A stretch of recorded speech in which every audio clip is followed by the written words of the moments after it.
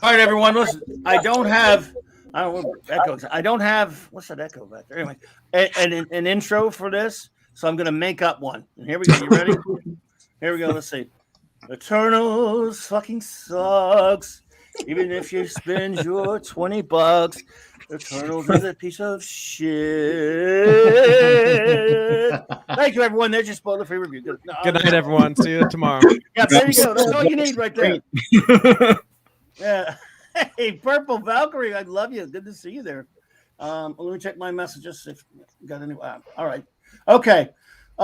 Everyone, you may or may not know there's a movie out there released by Marvel Studios called Marvel's The Eternals. And tonight, we've been joking around a lot about how, trying to mislead you all about how bad it is so we can come with you with a surprise.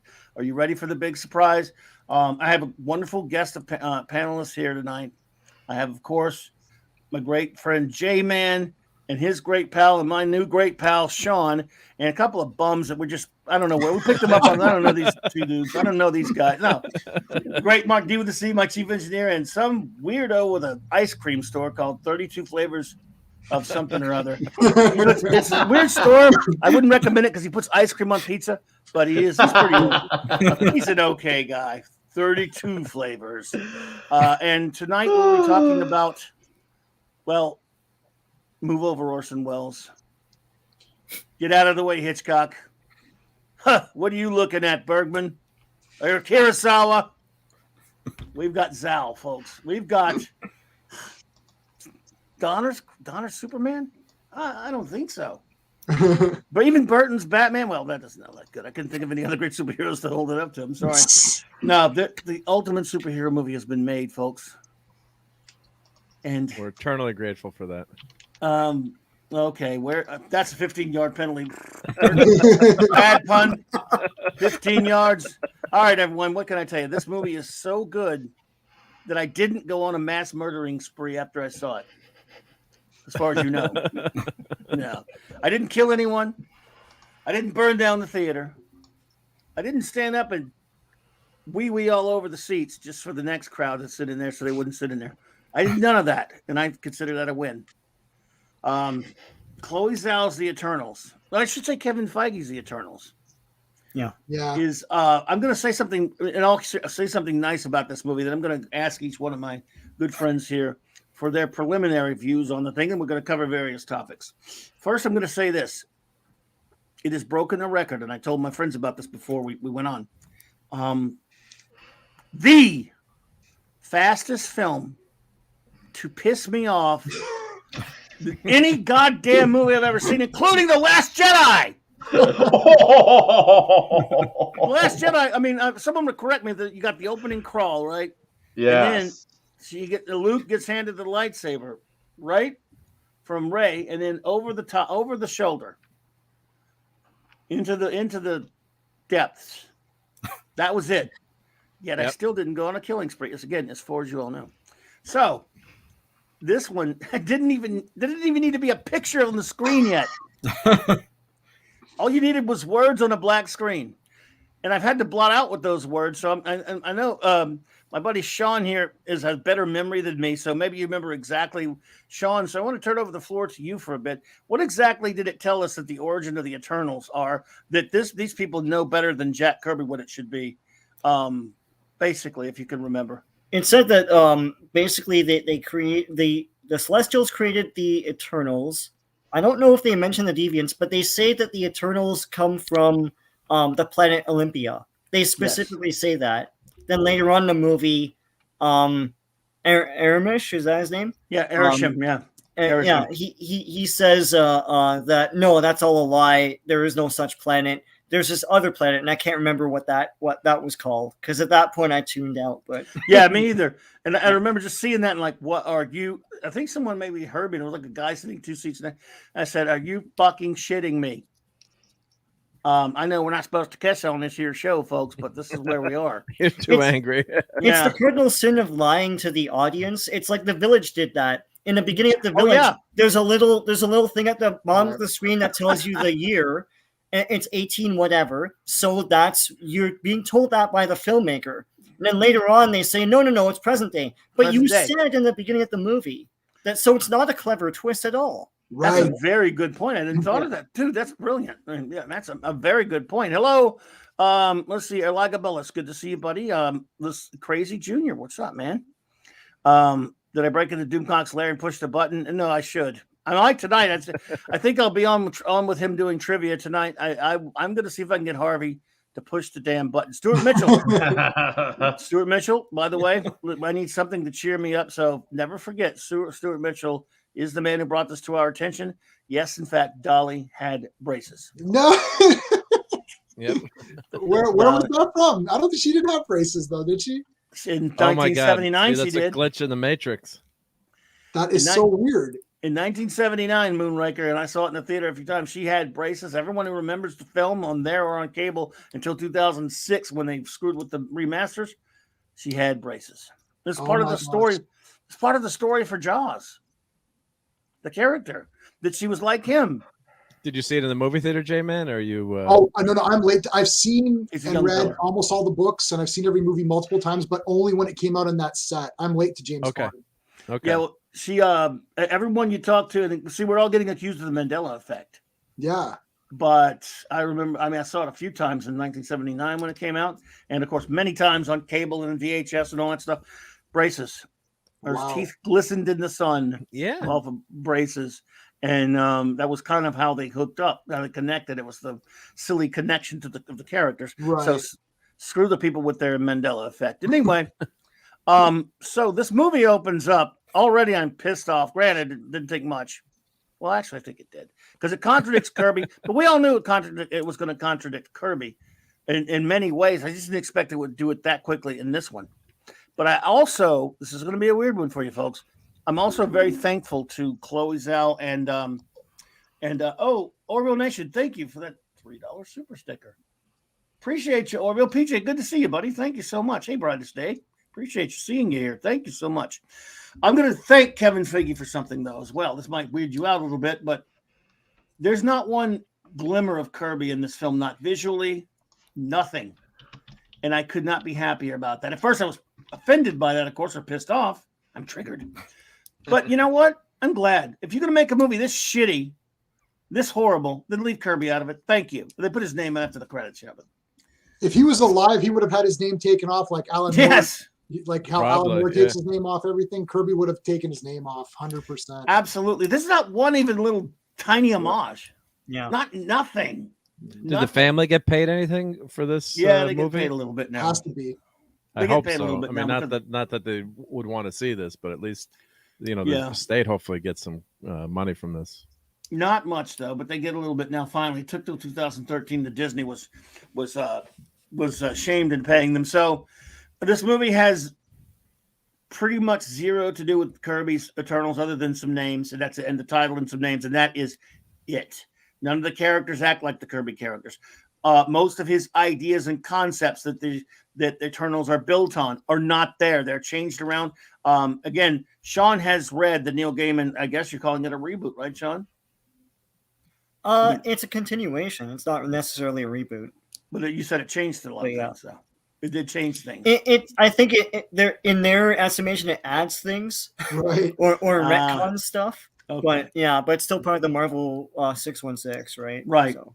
But the thing is, in the other night, J-Man and Sean, when Nicholas and Mark and I, we reviewed the Kirby comic. I don't know if you heard any of that, but one of the things that I was kind of all throughout reading it, if you read it again, if you anytime in the future, either one of you, I want to hear what you think about this.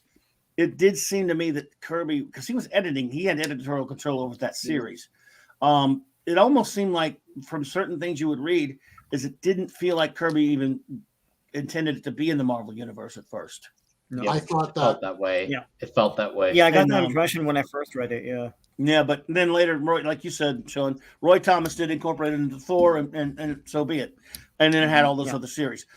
This movie acknowledges nothing from Kirby, and none of his characterization is there. None of his ideas. It just craps all over him. So now we can move on to it as just a film. If I had not known any of this goddamn movie is a crushing bore.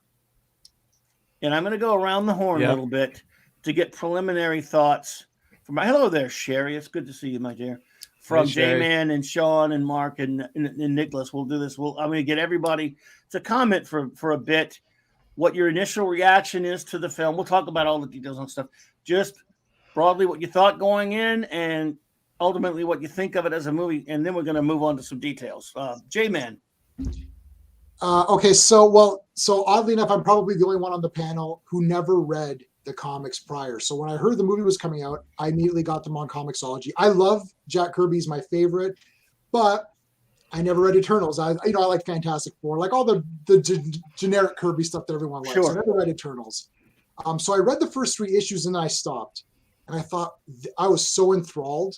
And I stopped. I thought, this movie doesn't look like this. And then for once in my life, I'm like, I'm not going to read it. I'm going to go watch the movie, review this on its own terms, because anytime I review a movie and I give a negative reaction, everyone gets mad. Oh, Damon, you're just comic nerd. It's not the comics, or you're an idiot. Da, da, da. I'm like, okay. And people always say, you got to look at the director's vision. You have to look at what this person's bringing to it. You can't bring all this baggage of the comics. I thought, okay. So I watched it just as a film, and I thought it was bland, boring, uneventful, unexciting. Do those 4 things sound like Jack Kirby to you? So I knew this had nothing to do with Jack Kirby because it was very boring. The entire movie is darkness with people talking. Blah, blah, blah, blah, blah, blah. Yes. Even the action scenes are dark. And the action scenes are mostly dark. Not one character is exciting. If they all died, I wouldn't care. No, and I'm not even.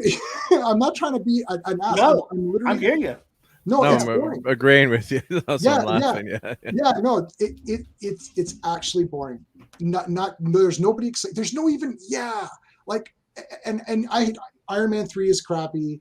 Captain Marvel's crappy. But those movies had some cool moments, like when Captain Marvel was in her costume, she's fighting guys. I'm like, this is kind of cool that she's fighting people. Like, nothing exciting happened in Eternals at all. Like, 0 exciting things. Exactly.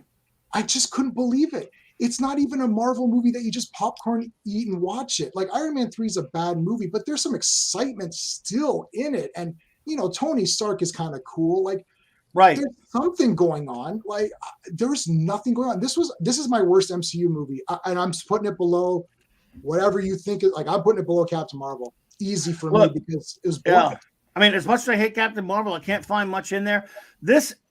Even Thor: The Dark World, which is not a very good film, you get Thor. You still get to see Thor. You still get to see Tom Hiddleston. There's something, even in the worst, because I'm with you. Look, I can't stand Iron Man 2. I hate Mickey Rourke. There's scenes that are good. I can't think of a good scene maybe in Captain Marvel. That one might be the closest, but I think this is the worst. Don't get me wrong. In fact, I think Captain Marvel does more damage, and I think it's more damaging. But I'm with you though. Even in the worst of them, or the ones that you care for, at least you can find a grain or 2 of something to go, that was okay. This one is lifeless. It's nothing. These are terrible characters, especially when it is revealed. I don't know what it was, maybe halfway through, that we're not even talking about real living beings here. Right.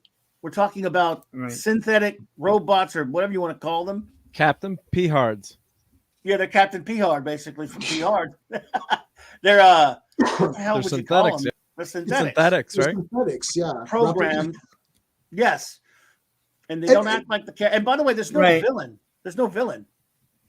No, and that actually confused me, because then I wasn't sure if they replicate them the same all the time. Like, is it because then they said, there's other Eternals. Well, I'm thinking, like, is it the same? They do. But is there like 20 Icaruses? Like, they erase their memory every time? It's like Battlestar Galactica. There's 20 different models, maybe, right? Yeah. Right. But they showed I don't think so. They showed other guys too. I don't know. That was very muddled. This is what happens when you stray so far from the source material and you don't have a backup plan. Like you don't have your own story, but you don't want to use the story that's there. Now you have to make shit up, and then it's never going to jive because this is not a well thought out movie. I think. Well, no. I think more to the point, they did go to the source material of all the Eternals comics, but then over-explained what was there. I think that was their biggest mistake. Like, to demystify the Celestials and just make them selfish bad guys, is not the point of the Celestials. It's like they should be mysterious. We shouldn't know what they're about, why Absolutely. they're doing things. Yeah, so I wanted them to win so bad. I wanted them yeah, you got upset when the good guys were winning. I was like, "What the hell is this?" Yeah, what good guys? Sean and I saw it together, and I'm like, I don't know if we can talk spoilers or if it even matters. Oh no! Oh yeah, everyone! 5, 4, 3, 2, 1. Spoilers. Icarus comes pre-spoiled. Yeah. Go for it, man. Now go for it. Spoil anything. Screw this movie. No, so I told Sean, I'm sitting there. I wanted Icarus to literally kill every human being and Eternal, and then I wanted the Celestial to break out because he looked cooler. I'm just on the side of whoever looks cooler because it's like everything in this movie is trash. The hand was cool. The hand was cool. Yeah, the hand was about cool. What was with that fucking body though? It looked like I don't know what did that body of Erisham look like? It from below the neck. It was like just a skinny, like a rock or something. I don't know what the fuck that was. It's a Cylon. I think Marc was saying it's a Cylon, basically. Yeah. With the Eternal. There's a Lego set. If you look up like Eternal's Lego, it looks very weird. And Lego is everything, man. That's not going to sell. They already have warming up the pegs with those action figures. Those hey there, Lord Thoth, brother, out on vacation. LT. Good to see you, buddy. LT. So, Sean, one of the things that strikes me about this thing is, first of all, this movie, the setup is almost non-existent. It gives you that little bitty thing crawl at the beginning, and then you're supposed to, if you're a viewer that doesn't even know about comics, and obviously even if you do, you sort of go, okay, well, what does that tell me? Nothing. It just throws us into a bunch of, and it's like, she's such a brilliant filmmaker, so is Chloe Zhao. They say she just throws little scenes at you with no context, with nothing. This woman has no ability to create characters and interest in them. Did you come away with that impression as well, that like you're just thrown into this and there's nothing, no even decent character set up, and you have 9 characters and there's nothing to them? Well, I think this movie tells and doesn't show a lot of the time, and when it does show, it shows something that's conflicting with what they're trying to say. I think this movie is really pretentious and thinks it's more clever than it really is. Because the thing is, the Eternals are supposed to help humanity develop, and I'm pretty sure what it's supposed to be is that not only is humanity supposed to proliferate, but also develop in brain potential and everything else, and develop society, and that energy goes into like Tiamat or whatever. But the thing is, they show the Eternals doing everything for the humans. It's like Fastus makes like the plow, and he makes the engine, and then Circe makes like sand into water, and they're just doing everything for people. And they're not really showing, if you're trying to make a movie about the wonder of humanity, you're not really showing humanity in your movie doing anything on their own. It's like that's right. It's like, if that's your point, you're not making it. And all and it's funny because I guess they added that ballet character as like comic relief, but he's the best character in the movie because he loves emotion.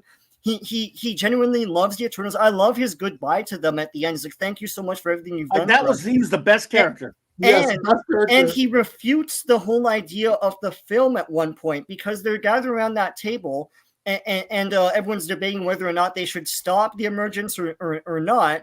And then he said, well, I'm human and I'm biased, so yes, right? And it's like, well, yeah, I hate these movies. I know, like, despite what you say, J-Man, I hate these movies that are like, should we save humanity or not? And as though it's a question. It's like, well, I'm sitting in my climate-controlled house with my stuff that I love and my loved ones, and I'm saying yes. I don't know why that's a question, and why you have to make a movie that asks the question. Because they think we're bad for the Earth. They think we're wrecking the planet. I only want humanity to die when it's a boring movie. Yeah. Well, yeah. It's kind of like the horror movies where like the humans are so unlikable that you end up rooting for the killer. That's what this is what the Marvel equivalent of that is. Nick, I literally said that to Clobby. I said, we need Michael Myers, and Sean knows this. I need Michael Myers in here right now to clean house. Yeah, get rid of these people. They're boring. Well, honestly, it's 2.5 hours or 2 hours and 40 minutes. It could have been shorter for what it's doing. It's 4 hours and 5 minutes. there's no development or warmth or any humanity in our characters that we're following, and so I just don't know. It reminds me of Wrinkle in Time, Ava DuVernay. She's another big hot, like indie art filmmaker that made this science fiction movie for Disney, and that one was the same, where there was no warmth or heart to it. And everything that was conveyed was literal rather than showing it to you in vignettes like a visual filmmaker would. Right. And that's what this movie does. And didn't they take all the religion out of that movie too? It's just not good storytelling. No, it's not. Pardon?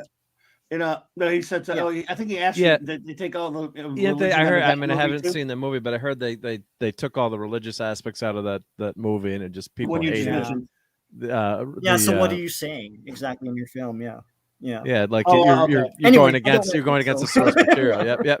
I'm not sure why Marc, well, at least you, me, and Nick are not allowed to comment on that movie, if you remember. Oh, that's right. Or none of us are. I don't have seen you, Mike. Have I seen a picture? So I don't know. If I don't think so. As you see, I'm Irish, him. So Sean is a lot. Sean, I'm everything. I can totally talk about it. Yes. Well, in that case, it'd be like almost 60-year-old white man. I'm proud to not be allowed. It's for this new shirt I'm making. Well, okay. So Nicholas, I want to get your initial reaction as I've gotten from the other guys, and just for a little bit, how this thing hit you when you're going on, and just a little bit about it, and then we're going to do that, and we'll get to Marc, and then we'll go into some more of the details because there's so much to hate. But I wanted to get initial reactions, and I know you loved it. Don't be embarrassed. We're not going to pick on you or be mean to you or anything. Yep. I know you've ordered your Eternals action figures, and you probably Kango, man. Tomorrow. Yeah, I got a Kango figure on the way. He looks just like Kumar from like Kumar, so I can't wait. It's gonna be great. We don't want to judge you. We don't judge you, so you go ahead and praise the film all you want right now. We'll listen. Oh boy. So I prepared myself in a mental space for this. Like it's like when I told you yesterday, I asked my girlfriend, how we get the whole I need you to do something for me, and that's usually whether from your husband or your wife. That's all. That's like, oh, what's he gonna or are they gonna ask? This sounds like a serious thing. And I texted my Stella while she was at work, so I'm like, hey, I need you for something, and usually that leads to a very serious conversation. She, oh, what's going on? I'm like, I need you to see Eternals with me. She's like, that's it. I'm like, you don't understand what you're about to see. She's like, yeah, I'll go. And then, we go there. I get my popcorn, extra butter, get the nacho cheese seasoning all over it. I drench it. I shake the bucket. I'm all in. I pump the butter some more. I'm getting ready. Nick, do you use the straw to get to the bottom with the butter? I do. That's it. I do. Just checking. Marc and I are best friends. Marc and my best friend. There you go. I told you about that, James. Sean gave me that idea. He put pizza in his popcorn. I know that. Nicholas did. Like the pizza. Well, that was good pizza, but anyways, for me, yeah. So I get myself ready. I get my green apple slushy. I'm like, all right, sitting down. My girlfriend's got questions. She's into a lot of stuff, but she's not into it the way I am. She's more normie based. But she can still she still wants to know about things. She wants me, to educate her on these things. And I'm happy to talk to her about it, especially if she's willing to listen. I'll take that as a big, big win for us to be together. So I tell her about it. And I can tell, she's like, oh no, they're intending to change the characters. I'm like, yeah, they made a point that because they knew this is a lesser known property, that they could do it with a less amount of blowback. So it was an intent to change the characters on purpose. So you don't even know who was casted based off of merit or who was based off of demographic optics. But that all said, my mind was definitely in a frenzy right before I started, and then coming out of it.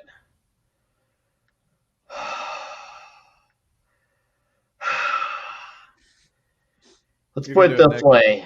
I'm not one to say,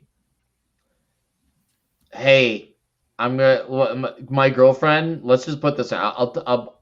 She said, "Hey, can I go refill a drink for you?" She never asked that for me in a movie ever at the theater. She didn't give a shit. She's like, yeah, okay, let me know when it's over. She said, "Did you need anything?" I'm like, "Yeah, I need a refill in the slushie." She's never asked me that. Wow. We've seen about 10 movies in the theater. She's never asked that once.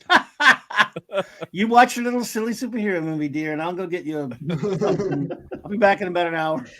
The slushie And yeah, I think she took her time too. I do believe she took her time. And we both came out of the other side of it. And I was mortified with how bad it was. And being the comic end, she was mortified, and she was mortified as a normie. Her thing was, it was boring. Yeah, that was her thing. It was boring. A big crime for the norm. I mean, look, I almost fell asleep a couple times, and my anger had subsided. And in the last half hour, I struggled to stay awake. I don't know about you guys.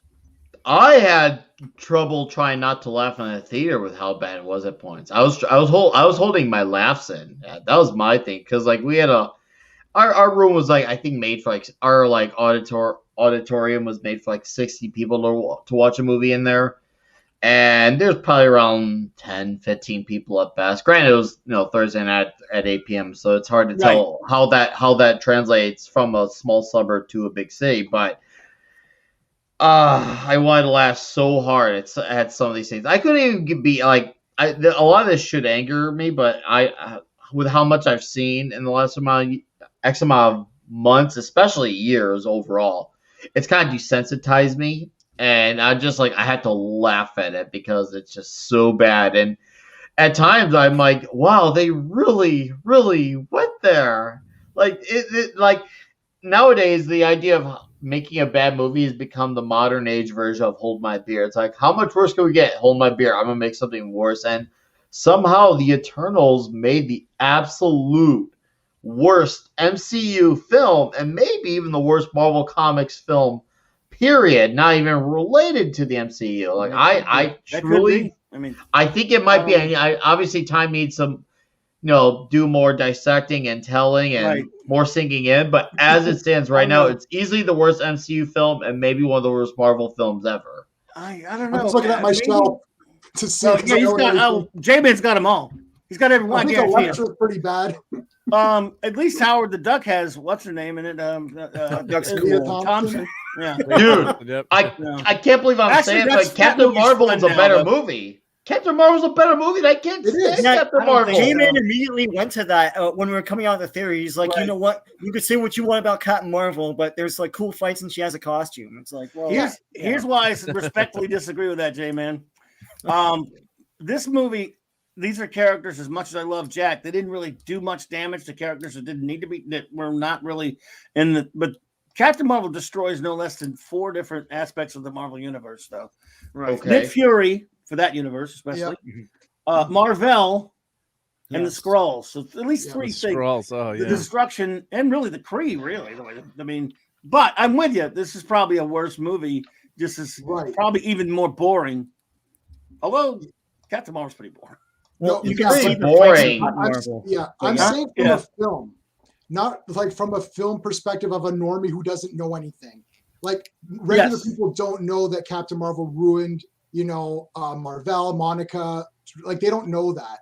I'm just talking like I sat down and watched a movie because Captain Marvel, there's some exciting things, and Nick Fury's funny. Like I don't like any of the stuff that happened, but for a normal person just watching, it's like there's some fun parts and there's some fights and Coulson's funny and all that. Yes, the normie can look at it and say the supporting cast is good, but Brie Larson sucks. That's what a normie would probably be saying. That's what they don't like her character.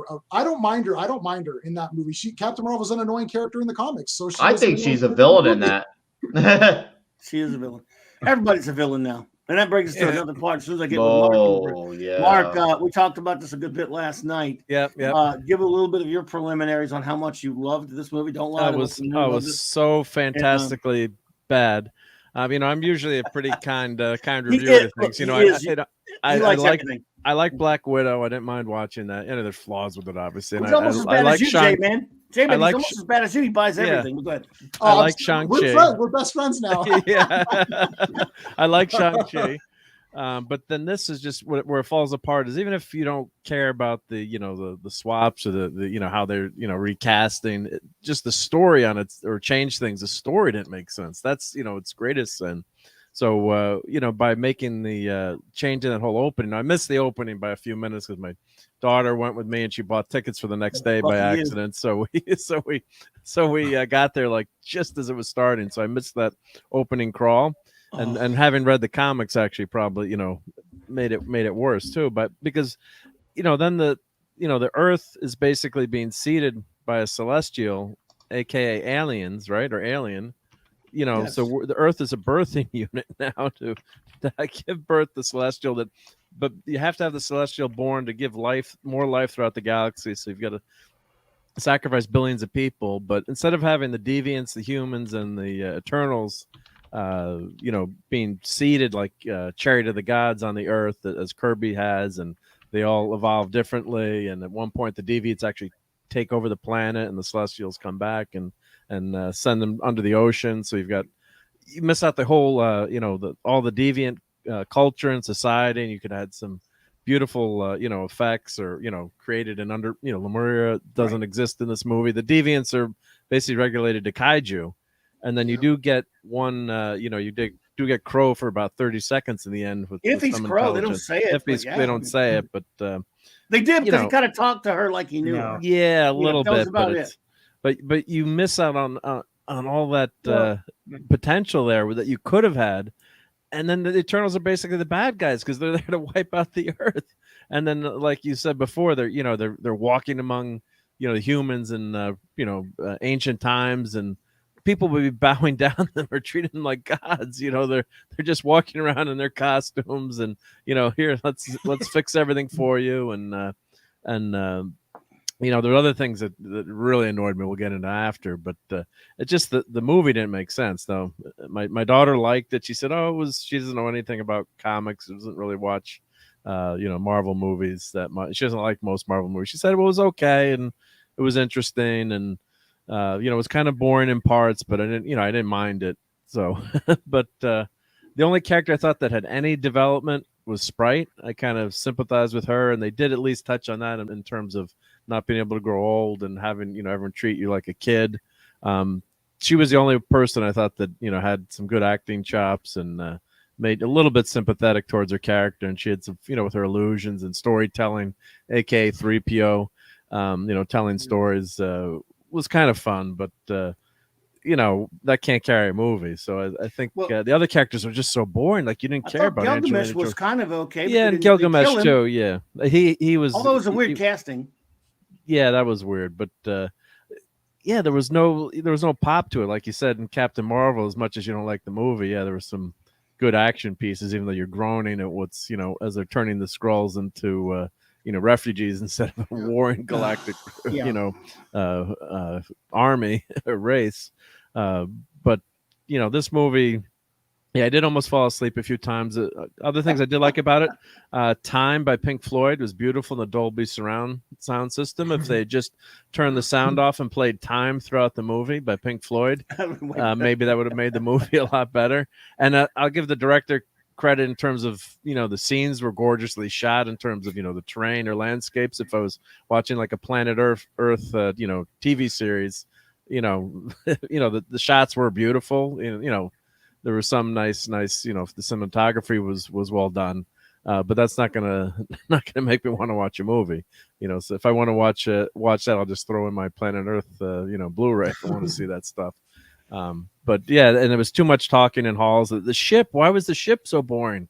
None of the Kirby machinery or fantastical design. Yeah. So I've been clipping some of the images in the comics we could fly through later. But the splash pages from the comics, when you read them, there's some gorgeous 2-pagers, full spread that are just so beautiful and so amazing and intricate and detailed to look at. And one thing I was hoping they would do was, I knew they would never do it, but like you could have had, some of the, Kirby, there we go. That's a gorgeous shot. Some of the Kirby machinery or scenes and then faded back like into into the new CGI, but kind of like maybe show the spaceship with Kirby's art and fade back like that. you know, yeah, that would have been, you know, gorgeous. And of course you get that lineup too. You always get after the battle, all the heroes line up in order in a row just for the Sean picture. pointed that out. It's so bad. I turned to Jamie. I was like, they pose after every battle. What is this? Yeah. Right. What's with them getting together for photo shoot after every battle?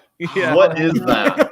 It's like, let's line up. Dwight, don't block anyone, so we can all get the shot in. It's kind of the joke on Star Trek where all the spaceships line up, you know, together in the same axis. But yeah, it was just, there was nothing to the movie that said, oh, that, like some movies have, you know, even if you didn't like Shang-Chi, I would think most people would admit that opening bus scene was a really awesome, you know, fight in the beginning. You know, there was no set pieces here where you said, oh, that, you know, the movie stunk, but oh, that one scene was, you know, fantastic. Like in you know, in the first Star Wars, you know, Phantom Menace, where they're showing, you know, you know, what's it, the race, and, you know, the pod race or whatever. Like, that's an amazing scene. If you don't like the movie, you say, oh, that scene, that was a good 10 minutes of movie making. It was fun, you know, fun to watch. But there was nothing in this that was, I mean, unless you guys could think of something, you know, the battles with these kaiju, we're so bored of CGI boring now. We're used to it. I mean, if you'd done that 20 years ago, it'd have been like, holy crap, look at the, you know, the effects or whatever. But there's no emotion to it, and they're dumb, mindless creatures, so there's no weight or effect to what they're doing. And then Most all of of a it's sudden, in the dark. well, all of a sudden, out of nowhere, you get, as you said, they're dumb, mindless monsters. There's nothing to.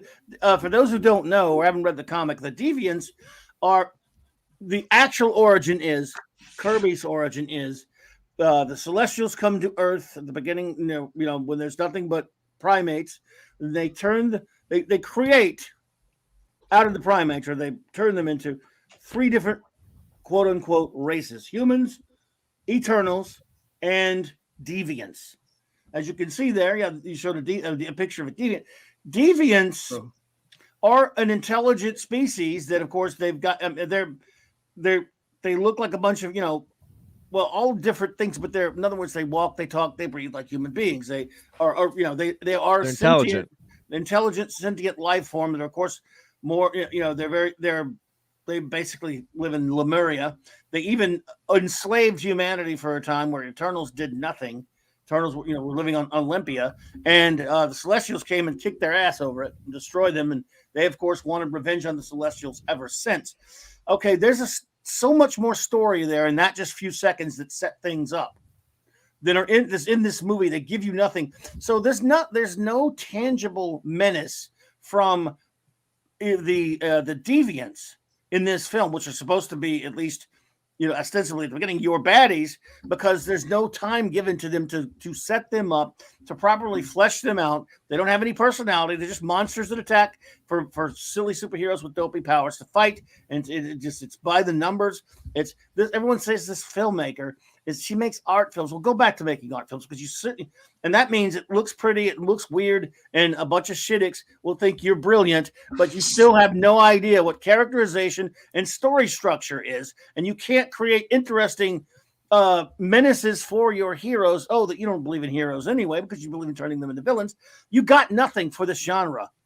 Zoe, Chloe, or whatever your name is. Go ahead, Sean. I was gonna say, in the comics, all the relationships are a lot more interesting. Like, you know, like Thena has an affair with Crow, who's on the other side, and she's poised to be the leader of the Eternals. Yes. So that's a conflict.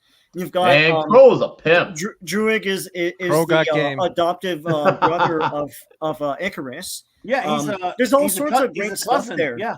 Yeah, and the thing is, the movie doesn't have any of that. They make their own ones, and their own ones are boring. It's like Icarus and Circe are a thing, and that fizzles. Sprite likes Icarus, that fizzles. That goes nowhere. Gilgamesh stays with Thena. Why? I don't know. I guess he has a crush on her, but that goes nowhere. It all goes nowhere. There's no story really being told. A lot of it is told to us through dialogue, but we don't see why Gilgamesh loves Thena. We don't see why Sprite has a crush on Icarus. We don't see any of this. Yeah. It's just told like, well, you know, you like Icarus, don't you? And it's like, oh, Gilgamesh, you're gonna go with Thena, right? there's no story being told. And if they went to the comic source, you get a lot more drama and intriguing storytelling. Yeah, no, Absolutely. where's the scene where, maybe they touch hands or something happens and they kind of look at each other? Like, And they if respect you each look other or at any something, of these yeah. love stories, and the people here who have turned this, I don't remember all the characters' names. Sorry, guys, I didn't read the comics. That's okay. The Indian fellow. I watch Bollywood movies. My wife is Indian. Oh, We that watch was Bollywood terrible. movies. Yeah. And I don't think that Chloe Zhao watches Bollywood movies because No, his she doesn't. Bollywood movies sucked. The Yeah. dancing was awful. The music was awful. I'm like, I've literally watched Bollywood movies, and the dancing and the music is great. And it's like, why is it so lame in this movie? But Because he's lame. And she's lame. She's lame. She doesn't. She also, I know she won an Academy Award. Don't question her. Yeah. Well, she doesn't know no. how to direct. I don't think the visuals were that great though either. Like the outside No. visuals that Marc was talking about, like the planet Earth stuff, look cool, but the composition of all the shots where characters are talking or moving around they're awful. They're so. I agree with that. shot. Yeah, the interior shots were dark and horrible. Yeah, boring. They're terrible. And Sean and I have made movies together, for Christ's sakes, and our shots are better. But I have a question for the panel. Because I didn't read the comics, but also it ties into the checking of the boxes and the gender swaps and stuff. Yes. And this is a legit question. I'm not being a troll or anything. Yeah. How could, in the world of the movie, how could there be racism or gender inequality? And the reason I ask that is that these Eternals are filled with representation. There's men, women, different skin tones, and different races. Mm-hmm. If they're worshipped, if they're seen by all of these primitive people from 5000 BC, why would these primitive people acquire any sort of like prejudices against people that don't look like them? Like, am I making that clear? Like, I think you're making a lot of sense. I know what you mean. That makes a lot of sense. Go ahead, Clubby. Why does the racism still exist? No, okay. Why does the racism still exist? Because Disney Studios needs for it to exist for their agenda. This is ultimately what matters most to people like Kevin Feige now, who has paid his dues and is making his money, is now paying his dues to the woke gods, and Chloe Zhao, who thinks she makes art films that are so significant. It's about using this as a platform. So you can't bring things to their logical conclusion and talk about things like, wow, these gods made it such a better place. In this particular reality, people have progressed so far, they don't have as many bigotries or prejudices. You do that, and you're not being Roddenberry, because that's not what they want.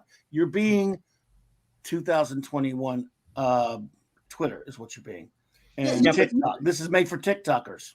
But to J-Man's point, the diversity doesn't make any sense. It's like, why would humanity see Mercury and then turn her into Mercury with a helmet and stuff and a white dude? Right. It's like it wouldn't make it doesn't make sense in the world of the movie. Yeah. I don't understand, because Sprite was showing stuff, but they're standing right there. Like, I understand she's telling the stories, but these people are literally standing in front of them. And wouldn't all of humanity evolve to the point where they worship all sorts of different looking kind of people? I don't know. It was so weird to me. Well, it's an inconsistent logic. And then that's the thing you gotta understand. Well, a lot of these people who try to preach the agenda or the message, as Critical Drinker like to say, they will say things and then contradict themselves from something else that they'll say 5 minutes later, and they don't think about that, because when it comes to what a definitive argument is from their perspective, the argument is this. There is no argument. It's just whatever benefits the argument at that time.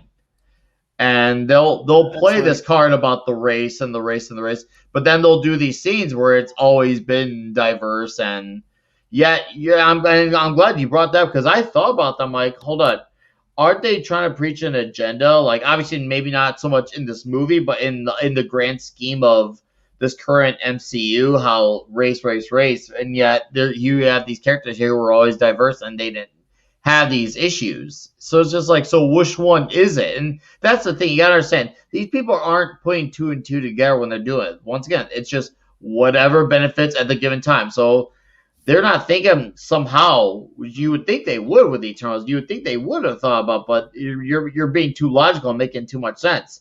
They are thinking that doesn't benefit the time, but when it benefits the Falcon and the Winter Soldier, then they'll talk about it. That's the thing. The argument is there is no argument. It's just what benefits at that given moment. It doesn't matter if it contradicts what was said previously, before, and after. They don't care.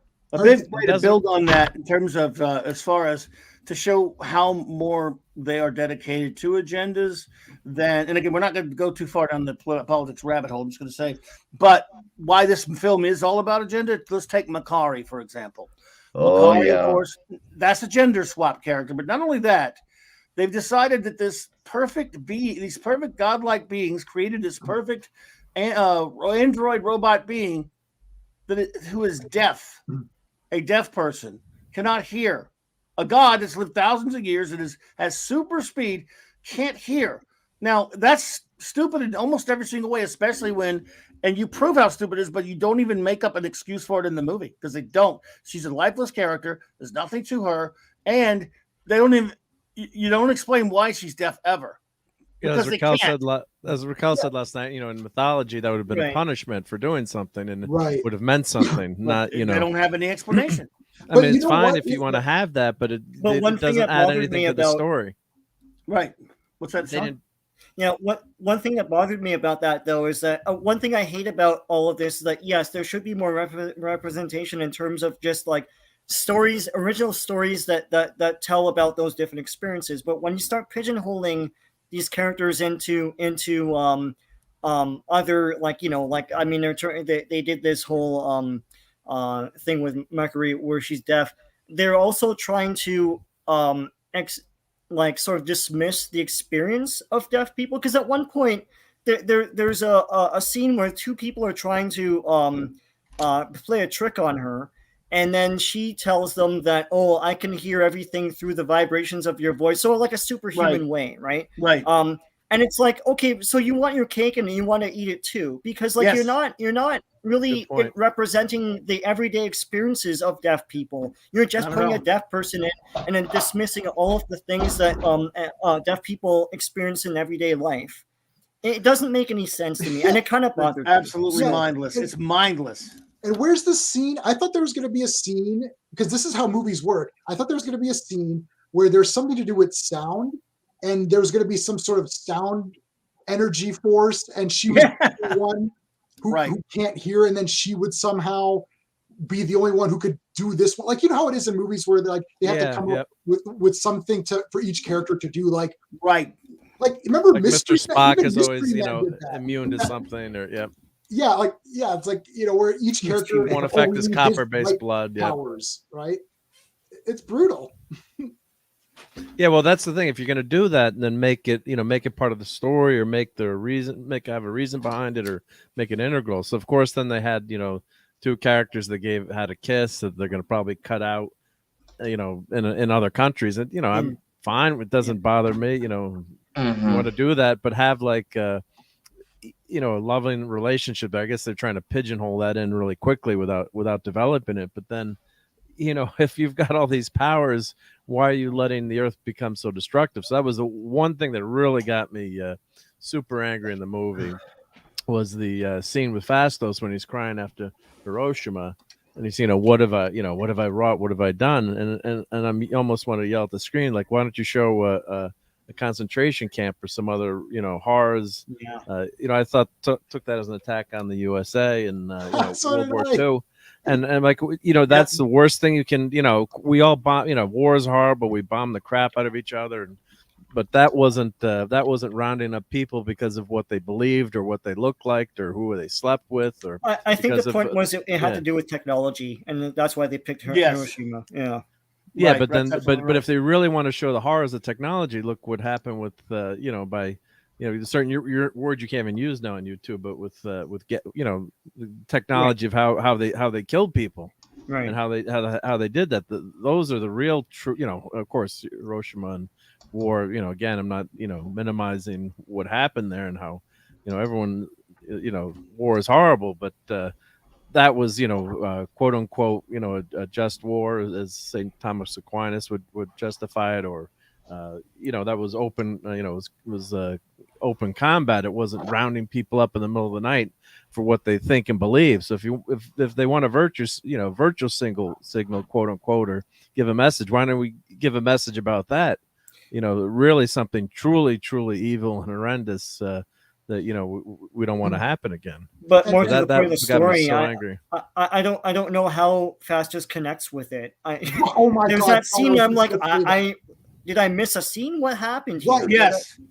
Where's the scene where he's in love with someone who gets bombed? Like, where's the scene where he loves some Japanese man and that guy gets bombed? Like, where was that? Or like he whispers in someone's ear how to create like nuclear energy or something like that. This is the type of product. This is the type of thing where it could, like, it's weird because when you watch, you're thinking this is way too long, but at the same time, this is something that could have been better represented, maybe like a big budget TV story format. Where if you had like a bunch of like maybe 1 hour and 10-minute episodes, because there's so many characters, there's so many like big worlds and all the timelines, it would have benefited from a longer format, not a 2.5-hour movie. So it's too long in the fact of how much it drags, but it's too short in the sense that there's too much story, and they're treating it like there's a lack of story here because there's really not a whole lot going on. This is such a big world of stuff going on. Like, you're talking these larger-than-life characters, and there's so much context that is missing from all of them, really, all of them, and all the worlds, all the planets, and it could really benefit from a longer format, and that's why I think, obviously, once again, bring back the original Kirby run. Kirby took time to let it breathe a little bit and get you having a few characters at a time and get you to different parts of the world at a time. And this is trying to give you everything at once and leave you stuffed and hope that you'll absorb it and understand it all. But it's really convoluted because of how everything is packed in 2.5 hours. Well, yes, and again that. Something like this, if you're going to do it justice and do it right, you need a lot more time than a movie like a series or something. But here's the thing. Characterization is the worst thing in this film. Yes, the action looks like shit. There's all kind of problems with it. And them changing the origin, all that's really terrible. But they could have sold this to people who don't care about the comics. If there's any depth of character whatsoever, and I'm talking about scenes like this right here. You have Angelina Jolie as Cena. She's beautiful and all that stuff. She's just a killing machine, nothing, who's crazy, right? And you have no villain. When she does fight that monster, they sort of intimate that it's Crow, but they never say it. Look at him right here. They're talking. Yeah. They have a history. You lose all credibility and everything when an action, any kind of superhero film, when you don't set up a credible nemesis. And I don't mean that an omnipotent God who's trying to blow up the planet. I mean characters that walk and talk and that have a Tom Hiddleston type, even, or someone like that, or a Hugo Weaving, or others that have been in the Marvel Universe. Crow right there. You could have cast a good character. You could have made the Deviants, and this is probably the biggest problem. Just forget how much I hate all the things they changed. The Deviants should have been in there as actual beings and characters and intelligent sentient beings like Crow. Or you have nothing for these people to fight for. Your hero is usually only as good as your villain sometimes. They have no credible villain. And now they have no credible. That gives you no credible heroes. There's nothing. Yeah, there's no gravitas. Yeah, bless you for showing this one panel. Yeah, it's a great panel. God, look at the emotion on her face. This is when I started to like Crow right here. Hands, I thought he was just a nut, but man, they have a history. Go ahead. What'd you say, Sean? Oh.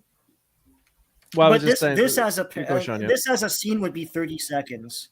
And I think this movie is inarticulate. I think that's its biggest problem. It's like it doesn't know what it wants to say and wastes a lot of time doing it.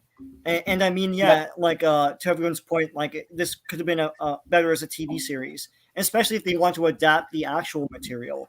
But to your point, Flobby, I mean, like it doesn't take much to develop characters. No, it's an art form. And here's a panel with like very scant dialogue that sets things up. I mean, you could go a bit deeper, but like it doesn't take long. And if you're good at this, and if you're articulate enough, you can do it. And this movie couldn't do it. I don't think For it's any not of they them. couldn't. I think they just didn't want to. I think it's more Well, they yeah. didn't want to. I mean, we're giving them be. too much credit there. Like they just didn't want to. The thing is, Yeah. and that's the Could be. sad part. Yeah. The thing is, like you look at it, and this is a great panel that defines Thena in the books because in the movie she's just a barbaric savage, and you're like, I'm watching, I'm thinking in my head, I don't recognize And this she's character crazy. at all. She's absolutely Yeah. crazy, and yet between God, what's her face, Wanda Maximoff and WandaVision, like Right. we got all these like these female characters with crazy issues. They're like, what is going on with them, making them all savage and evil and rude? Yeah, look at the way her arms are crossed there, and she's looking down, contemplating. It's like there's so much emotion, even though it's not overly drawn with lines. It's and you can see how Crow is kind of looking at her. Their eyes kind of meet halfway.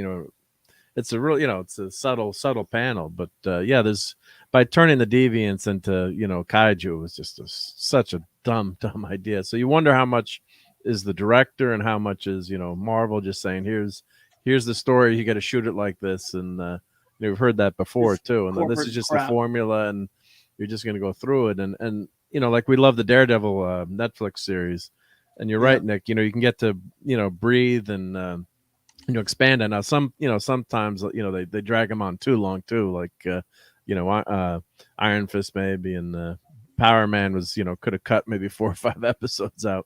But yeah, at least you can have the introduce the characters, especially with so many characters, is why I think maybe they killed off some of the characters so they had one less person to deal with. And Angelina Jolie's character Thena could have been so interesting, and she's going crazy. She for the people who haven't seen this movie, thankfully, what happens, I guess, she's been rebooted so many times as a Cylon that she's remembering past lives, and her brain is fracturing. So she's remembering the past, and she's going bonkers and starts to attack everyone, even even her friends, the Eternals. So Fastos, not Fastos, excuse me, the other guy goes off to Gilgamesh goes off to protect her and kind of keep her. He's almost like Black Widow calming the Hulk in a way. He's the only one that can kind of calm her down.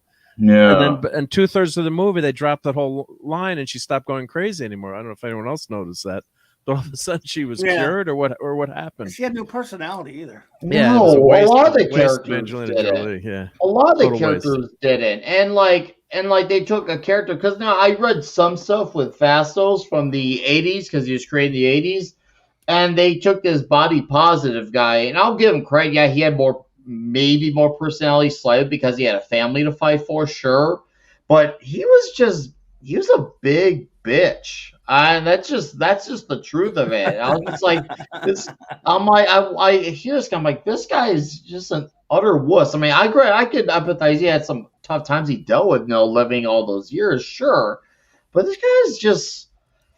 I can't connect with this guy because he's just so whiny and then I mean, granted, like all the characters, like they didn't feel like heroes. Granted, I know they're not technically superheroes, no, like a Spider-Man or Daredevil, but they're gods, obviously. But they didn't feel heroic most of the movie. Like it felt like all of them were being villains, and like it almost felt like at some points in time, maybe Druig was one of the few guys who was sane because he was the one challenging Ajax, and he's supposed to be a villain from the comic. Yeah, that's the thing. He's supposed to be a villain, and he kind of gave up a little villainy. He was a little bit of a jerk. Yeah, he had like Maximus basically. Yeah, he had a Maximus 5, but he's a bit of a jerk, but he was also realistic and kind of told it like it was. And I was like, okay, maybe we'll have one character who's got the characterization right, but then all of a sudden he became all hip to fast. I was like, oh, stop. Yeah, well, and again, I want to talk a little bit about the main character of the film, which I guess is Cersei. I mean, I guess she's the main character. Yeah. She had this right here, and I know she joined the Avengers in Marvel for a while, but I mean, she had this character, Kirby's version, I think subsequent ones. She had a personality. She was this. I kind of no. This is Cersei because she wouldn't give a shit if the planet's blowing up. She just wanted to have a party. But that was what was funny about her. She wasn't like the other one. She was frivolous yet powerful. I mean, she definitely, use her powers to grind somebody down if she had to, but she really just wanted to play. And I always thought it was kind of funny in the Curvatures how she took to this nerdy professor dude. Yeah, it was great. It was a touching moment. Yeah. That whether you like that characterization or not, there's personality to it. There's heart to it. This one, she's a lovely woman. What's her name? Gemma Chan or whatever. Beautiful girl. Yeah. Gorgeous. Gorgeous. Yeah. Just, again, it's not her fault. But no, it's not. Nothing to her. Yeah, she wants to save the world and all that kind of stuff. And she's dating the Black Knight. Yeah, everyone spoilers. But it's just you don't care about it. You see her go, she's nice enough and she's bland like everybody else. I'd say she's like a spirit animal of the group, but she's not a leader. I'm like, oh, what they do? Just flip a dice and said, okay, you're the leader. That they may as well have done that. Guess. Because seriously, that made no sense for Cersei to be the leader, and there's a reason. Of course, it had to be Cersei. They were gonna pick Icarus because he's a man and he's white, and because my patriarchy. Yeah. Why does she love humanity anyway? Like they kept saying we're gonna fight. That's what she did in the book. She liked blending in. She loved the human aspect of the world and how everything was, and you saw how she would celebrate being around the scenery of live music here or the hoedown. I think somewhere around issues 10 through 13. She created a hoedown world. She's just someone who just really loves. For some, kind of like Superman. Superman's an alien, but he really just embraces humanity. And she has that aspect to her. She's this god, but she really just loves humans. She really does. And they took that out about her. They took that out. In the movie, I didn't see any she's saying she loves humanity, but again, there wasn't really big scenes where they show her, really in touch with humans and why. No. Why does anyone want to save the planet? I don't get it. If they're programmed, they're just going to do their deed. I missed where. I know they're robots. I guess you're saying in the comics, they're what? Just an alien? They're alien. They were people? created. They're beings, living beings. In the game and Road, they reboot like robots. In much the same way they do in a movie. So yeah. Yeah, in the comics, they're from different offshoots. Yeah, I read the first 3 issues, so I know that there's the deviants, there's regular people, and there's the Eternals, and that's sort of the evolution of those people. So if they're just robots, how are they breaking their programming? Even that's kind of weird to me. Makes no sense. And they had the one line in the movie where they said the deviants could evolve, and that was. He said, that was my one mistake, Celestial says. So then we created the Eternals who couldn't evolve. And then the next thing they do, they evolve and then they go against their creators. Have they gone against their creators before? They don't explain Silver Surfer? It's and can't the Celestial shut him off? Yes. One would think. One would think, wouldn't one? The second they're not doing their mission, it's okay, I'm shutting you down and sending in the Bad Batch or whatever. It makes no friggin' sense. Nothing in this movie makes any sense. Yeah, and they sent then the Eternals were sent to clear the planet. The Deviants were created to clear the planet of any apex predators, because they had that whole scene with Dane Whitman and the apex predators they had to throw in, and if the Celestials are so powerful, do they really need the Deviants to do that? Can't they just or can't the Eternals just do it? Why do they need the Deviants to begin with? These are Deviants right here. Yep. They're married. They're living, intelligent beings, and they're 10 billion times more interesting than the crap that they put in this movie. Yeah.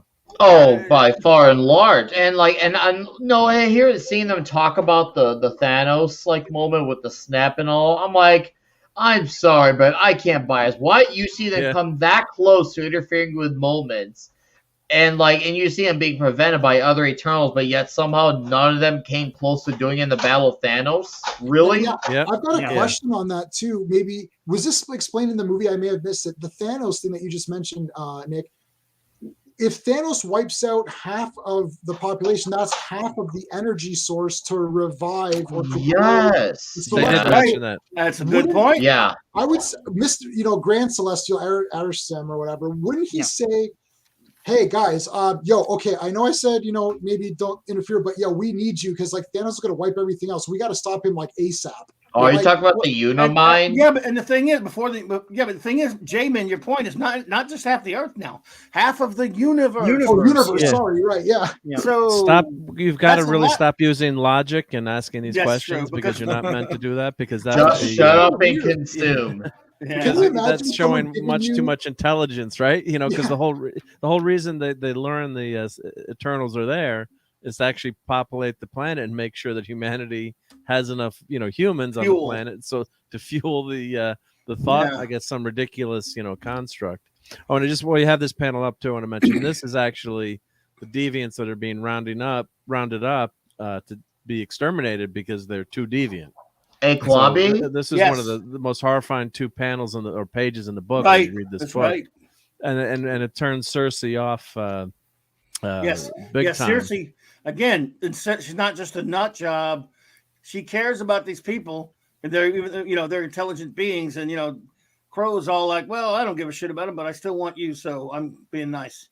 No, I'm kidding. But Crow's he's an operator, right? He's like, "Man, I'm purple and ugly, and she digs me." And the crow got game, but wasn't Thanos a deviant? I swear Yeah, Thanos was a deviant. Yeah. Yeah, well, Dude, here, that there's the texture. Yeah, so Retcon retcon that, and also Druig and Icarus are cousins. Not a mention of that. That's right. Well, that's because they don't have any. They're of the polar Eternals. There's no polar Eternals. There's no Olympia on Earth. There's Yep. no Lemuria. Right? There's nothing. Yeah. None of that there. Hey, And I just this thought of line of another, What's that? I just thought of another Nick? illogical question. Why did Crow join Icarus? Because Icarus wants the planet don't know. destroyed, right? I don't know. He had no personality. So how can we know what he was Yeah. doing? Yeah, oh, I know, Yeah. right? Like, he God. joined the wrong side. He should have fought Icarus, I think, because Yeah. he wants to live, right? Yeah, and that's a very good point. Oops. Oops. All right, all right. Forgot their plot. You know I what? thought that in the theater. I was thinking, wait. what? Yeah, they don't reboot. So yeah. I'd much rather cook chicken under a lamp and watch it heat up and then watch this movie again. I'd rather eat that chicken. Oh, yeah, I'd much rather do that Watch this too. movie again under a lamp from a gas station that's been closed for 3 years. Would you eat gas station sushi over watching this movie again? I don't eat any by a sushi, but I might. landslide. I will never eat any sushi. But instead of if it's this or watching this movie again, I don't know. I guess sushi it is, and I hate sushi. Again, I we just talk- want to mention. Oh, so I just want to mention too in this panel below where they say the solution is purity time, an infinite ritual which never ends. So this is showing the horror of the deviants, and then they didn't show that horror in humanity. It's just such a total nothing. miss. It's This, such a and Kirby's got the lifeless- the groundwork laid right here. I mean, we all agree that maybe the new gods were better, but I did appreciate this reading again, and the art is phenomenal. I mean, it's this is just, some of my favorite Kirby art ever. yeah, the art And- just knocks it out of and the park. Thank God the movie didn't touch the reject. I love him. This guy, he's Yeah. That's the sequel. Yeah. Yeah. Oh, yes. And again, it was very helpful and informative to talk to Sean when we were talking earlier before the because I had not read the Game and Run, so I did not know how much of this movie was drawing from that. And Sean, would you say? Obviously, you told me about the what he did with the robots. How much of from the movie do you know of anyway was drawing from that Game and Run? Oh, like Sprite wanting to be human. That's from that run. That's that whole run. If I told you what happened in that Game and Run, you'd be angry. But I feel You won't like me when I'm tone angry. mood is from the Game and Run, like totally. Yeah. It's not. It has nothing to do with the first run by Kirby. Yeah, and when you say that, that's an understatement. I mean, nothing, not even the slightest. Like, well, we kind of owe this guy for our movie to be exist. So, how about a little nod here and there, like Thor Ragnarok had some stuff? How about a nice color palette for the film that'll kind of be Kirby-esque? How about a little Kirby machine here and there? Or, I mean, again, I'm Yeah, glad the it's not aliens. there. How about something? Yeah. Not even the Dude. Celestial, but zero. You are speaking of something, Clobbery. I want to capitalize off that statement. I was trying so hard not to laugh, but in my head I was laughing when they were talking and showing the Unimind because that was like, if there's Coke, then there's Diet Coke, and there's Coke Zero. The Unimind we got in this movie was the Coke Zero version. It was like, because if you remember the books, they So needed to bad. gather a bunch of characters. and they use like 5 characters. I'm like, so I don't know. This is definitely not a Unimind. Like, oh yeah, it was like this is not And of the course, Unimind. they have to make fun of it in true, like, modern hated storytelling. It's like, Oh, that's a stupid name. God. It's like, oh, why did you even Another have that line in shaming there? of the name. Another Yeah. name shame. Yeah. Because of That's the- shaming these names. Yeah. Because that's what they do. And I get the idea of Sprite wanting to, grow as a human being. I get it. I get the concept of where that comes from. Maybe whether that did or did not come from Damon's Run or not. I get the idea. But when that's your best personality, Well, Sean, to your point, this still has all of the typical, like I was saying this, I think I was saying this last night, all the typical, I guess, talking points or whatever you want to call it, like, or maybe like the boxes that they have to tick when they make one of these films. I'm not talking about all the woke stuff either. I'm about how, all right, you have to have this many stupid cornball dumb jokes in an inappropriate moment because it's it's an MCU movie. Yep. You gotta, in other words, they're all everything. You gotta have everything. You gotta have this many pointless battles that really, I mean, you're just there to fill up time. You got to have this many of this many of that. It's all there. It's like a quota. Mhm. And yet she makes art films, of course. Oh yeah. and this just shows to show you may have all the talent in the world, but just because you have that talent doesn't mean you're going to translate to a franchise or an adapted property. Your skills and merits don't automatically translate to a franchise, and she's proof of that. I'm not saying she's not talented. I've heard from people who I value their opinions that her lesser known flicks are good, and maybe they are.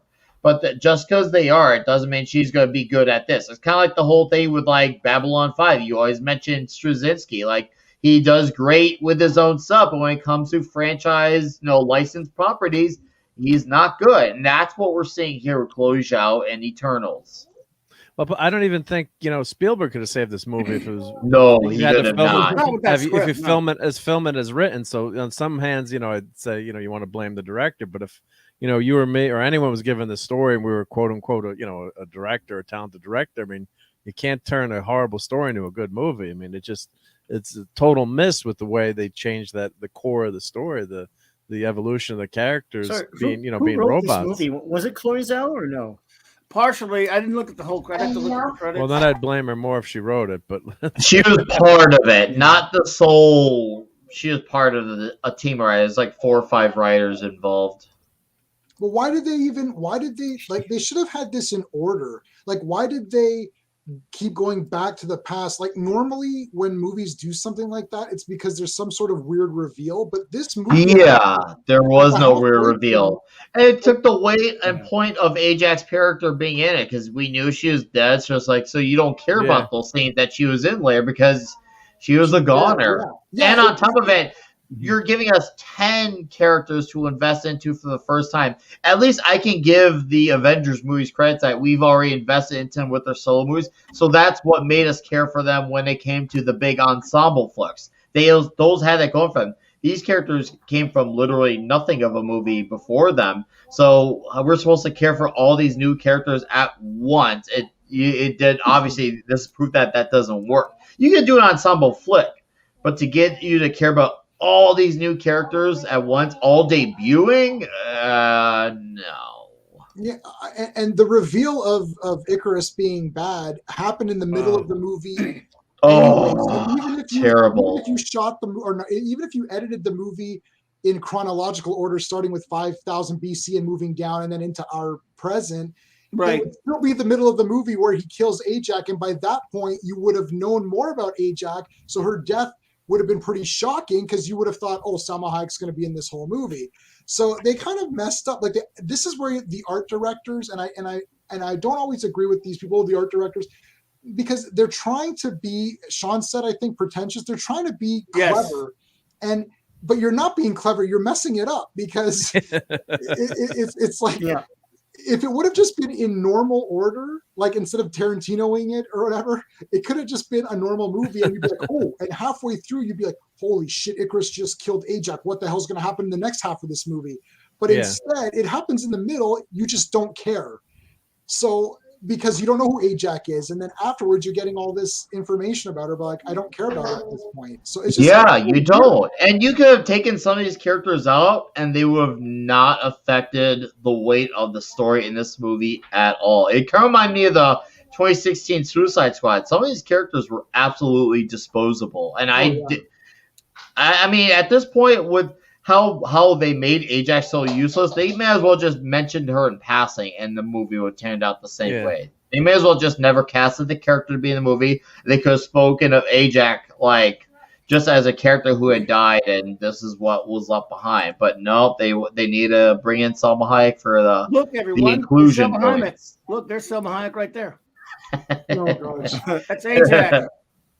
It's Ajax. Yeah. Oh. I thought the costumes were not good. I thought they were very they were awful. Yeah. Oh, they were hideous. And what was and you know what? And the Doctor Who guys, that was Gallifreyan. They literally have Gallifreyan. It does look like Gallifreyan text on it. Yes. Yep. It does, doesn't it? And I'm a Doctor Who super nerd, and I'm thinking, that's Gallifreyan. It's not similar to Gallifreyan. It's exactly. I have a Gallifreyan tattoo. So it's Time Lords.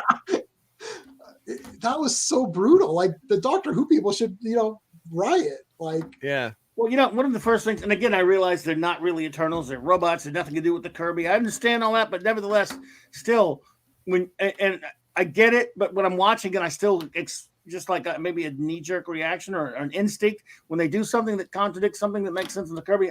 It stung me. Like for last night, when they kept saying all the time in the Kirby run, you can't kill an Eternal. You could mess him up. Yeah. You can't kill him, but boom, kills Ajax. Wait a minute. Yeah. So when Ajax does, I'm like, wait a minute. They didn't set that. I guess they didn't say that earlier. I guess so. That doesn't matter. All bets are off. But why call them Eternals again? Excuse me. Why are they called Eternals exactly? You can kill them. I don't know. Just call them the robots. Just call them the robots already and be done with it. Help me out. Help me out, movie maker. So just don't call. I mean, at least set it up because I'm going in thinking they are Eternal, but they're not. I guess. So, but then again, and at that point, I don't know if we knew they were robots yet. I'm not can't remember. Yeah, plus they're unlikable too. Like Druig, even one of the guys says, Druig is an asshole. We're like, yes, he is. One of the Internals says that. Druig you could have had. You didn't need Druig. You didn't need Kingo. I mean, you could have knocked out Ajax. Or Ajax. You didn't need Ajax. Yeah. You would have maybe been a tighter and Makari too. You really, didn't need her. Makari does nothing almost ever except when runs fast toward the end. Yeah, she's fighting in the battle against the big bad. But yeah, there's no, and then of course at the end of the movie, then they jump, the sequels, not the sequel, the after credits, and they kind of go, they go Guardians of the Galaxy. It's like, oh, we're the new Guardians of the Galaxy almost. I don't know if you guys got that vibe from it. Yeah, with Clobby's favorite, Patton Oswalt, and I knew Clobby. You were probably standing up and cheering when you heard his voice. When I heard his voice. As soon as I see Pip, I was, oh, it's Pip. And then it's Patton Oswalt's goddamn voice. My daughter's like, my daughter's like, don't you know who that is? It's Harry Styles. And I'm like, he was in the band. I'm like, the band Ron. I don't know who that really character is. And I didn't know who that was. I don't know who that is at all. Sean pointed out, he goes, oh, this guy. I'm like, I literally don't know who that is. Yeah, my daughter was making fun of me. I'm like, Wrong Direction? What was the band? Wrong Direction. One Direction, Dad. Oh my God. For half a second, I thought it was Wrong Direction. Yeah. I didn't even. Okay. So, One Direction. Yes. Star Fox is a stupid character anyway. Let's just be honest. I mean, but yeah, oh my God. Well, he's going to be popular with the, the young. Oh, God. One Direction, Soy Boy. Oh.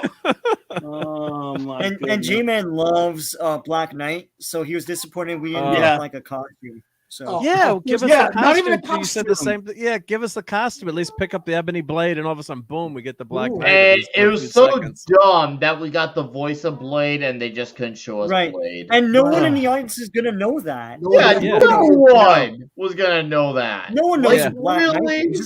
Yeah. Our theater, Sean and I, for the panel and for the chat, Sean and I are friends from in real life, and we go to the movies all the time. So our theater was packed to every seat filled. There was no COVID separation or anything. We're at 100% right now, so yeah. Yeah, it was like fully packed. Yeah. Oh, We're in really? we're in Canada. We're in Toronto, Canada. So it's like it was packed, and everybody was waiting for the end credits because they now know. Not one person got up, and when that it fizzled. People were just like, "Oh, what is happening?"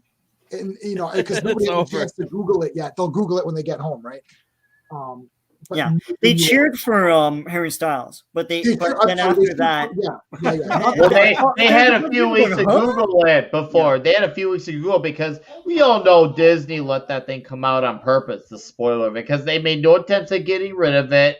So they let that spoiler get out by arrows on purpose, and that gave people enough time to let it digest. So it could be, hey, look, I went a Wikipedia on arrows. No, I'm an expert, so I can get excited when I see the scene and act like I'm one of the experts. But his character is very problematic, though. You sure you want to have him in the movie? Oh, I know. I was going to say. If you've read the comics, right? They call people who look back, like some of the younger people who look back on his character, they call him a grapist. Yeah. I mean, he gets called what I guess sort of. But Phantom Outsider, yes, he is a ginger. For now. And we'll see what happens in whatever movie he turns up in. Right. Which one? Do we know which one that is, by the way? Probably not. Maybe the Marvels or one of those crappers. Probably Guardians of the Galaxy 3, Guardians, I would imagine. Yeah, probably. Yeah. And they mentioned he's Thanos.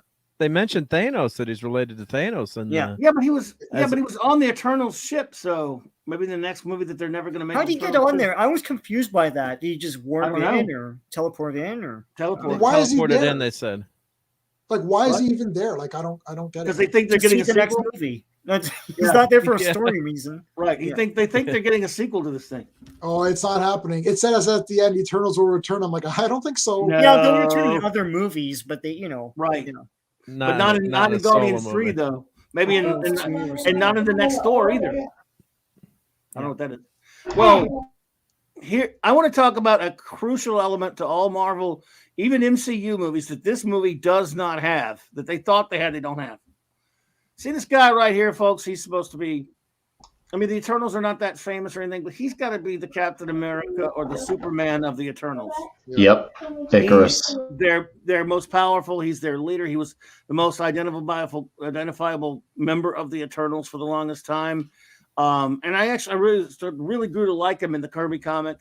And okay, when you take that, they basically did the equivalent as, let's say they took one of the Iron Man films or one of the Captain America films and made him the bad guy. Yeah. They destroy the main hero the hero of the Eternals in this thing by, we find out that Arishem, when we find out what his plan is, he decides to take go on the quest, follow Cersei on the quest, join with her, so he can basically jerk them off, take their time, make them waste their time, and then stop them from stopping Arishem, because he's following him, and he's torn up about it, he's agonized about it, but he kills Ajak, right? Yep. So, and then of course he's crying about it. He really loves these people, but he's still going to be the little puppet. And when they did that, I didn't like it, but I was going, okay, I guess the thing is going to be at the last second, he's going to go hero. He's going to finally break it, say, I can't do this to my family. I can't do this to humanity. Well, that would mean they care about heroism in the MCU now. But look, if you look at, you can see, and I won't say a reason why, if you just look at his face there a little bit, you can see why, and maybe if you recognize what his gender might be, we know why he can't be the hero to save the day, and he can't do what is right, because it's 2021 and it's Kevin Feige's ridiculous MCU. So let him be the bad guy. And he's agonizing about it, but he still does the wrong thing. Even at the end, no redemption, unless you call Flying into the Sun a made-up story about him that was from mythology. Oh, God. It was horrendous to watch. This movie's bad anyway. This is like the crowning turd on top of the punch It's like bowl. Superman killing himself, yeah. It would be like Superman, going full evil. Oh, wait, they do that all the time now. What am I talking about? Oh, yeah, we're in 2021. Of course they do. So bad enough we have to see this bullshit evil Superman take all the time, which is garbage and filth. They even do it to a character who's, no, he's not Superman, but that group he kind of is, because they don't care about heroism. And But did you miss Clobby and the rest of the panel? Did you miss that they linked him literally to Superman? I know They that call was so him awesome. Superman. Yeah. Say, they did, he had a cape. Like they They missed him. literally invoked the name Superman in a Marvel thing and linked him to that. And Batman earlier, but yeah, they said You're yeah, Superman. I They saw you said on that TV I with go a to Superman. cape saving I don't everyone. wear a cape. Yeah. Yeah. You're right. I hated You're right. that. They mentioned that was so stupid. I mean, again, that's one of those Marvel jokes we were talking about, John. That's got to be that's a little joke. I'm surprised they said the word though. Yeah. Did they say Batman earlier? I'm Batman, Alfred to Batman or whatever. They were talking Yeah, about. yeah. Right. They- Oh, Yeah. Yes, That yeah, was they so did say- weird. What was going on there? I Are they don't know. signaling something or I don't know. I guess. See, there's You fake. know- They're making those characters are made up, but not us. Yeah. Yeah. But hey, Marvel's marketing and Marvel's toy department and marketing and all, they're not in sync because there's costumes of Icarus now that show a little kid, like a little boy wearing it, and he's like in a superpower pose. I'm thinking, yeah, this is the guy who wants to kill everybody. And Yeah. it's like, I don't understand. This happened with Taskmaster. Yeah. I play a video game called Marvel Strike Force. They released Taskmaster. He was a very popular character. They have the toys of him. They did the Marvel Legends figure. They did Funko Pops. They did costumes, and the costumes all have a boy wearing the costume. And it's like, did you watch the movie? And this is the It's a movie girl, version of yeah. Taskmaster. And it's like, because the people who make these things need time in advance to make them. So when they say we're going to do an Icarus costume for this Halloween for the boys to wear, they need to start developing that costume. So they're like, yeah, he'll be a big hero. And then it's like, oh shit, he's the villain in the movie. He's the villain, yeah.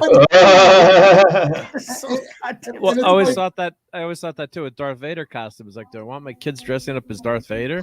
I mean, I guess he comes to the light at the end, but as a kid, all these people dressing, before Jedi came out, it's like, Darth Vader's a pretty badass guy. I mean, yeah, it's just funny because the kid, if you look at the pose that is on the card, the kid's like, yeah, like it looks like he's happy. Like at least for the Darth Vader ones, the kid's like maybe holding his hand out, like he's choking the guy or something. Yeah. But like it's just like the marketing is not in sync with the movie because they thought Chris is the hero. And it's like, right. There's no. Look, for better or worse, all the other movies, and there are some we all don't, some we like, some we don't like. Obviously, I like most of them. I mean, Michael French and the rest of Wrestling Buddy and we ranked up until, I think, we ranked all the Marvel movies up until before Black Widow, so before that point. And we ranked the ones from worst to first and stuff. So that means we do love a lot of these movies, not all of them, but every one of them, whether you like one or even Captain Marvel, I can't stand it, but she's a hero in the movie. She's the hero of the film, and they marketed that in this case to girls. Fine, because all the other ones have male heroes marketed, but every one of them has a male hero, and in some cases a female hero that they can market to kids, toys, and different stuff. This is the one that doesn't. This has no archetypal male hero because he's a villain. Yep. They want it, and they're trying to make it like men are not capable of doing anything good, and then it's everything is bad because man, that's really it. Men are bad. The next one's going to have Spider-Man, so they'll have it. But this will be the one movie that stands out that doesn't have one archetypal male superhero of the MCU. Not one. And because of that, they've already broken their own inclusion rule.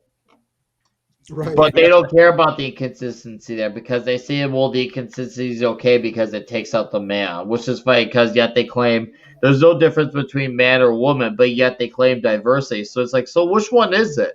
Is there no difference or is it diverse? You can't be both. Yeah. This should have been the hero of the film right here, but they didn't put him in. Carcass. I'm surprised there was no Carcass in this. Yeah. Yeah, that would have been totally terrible.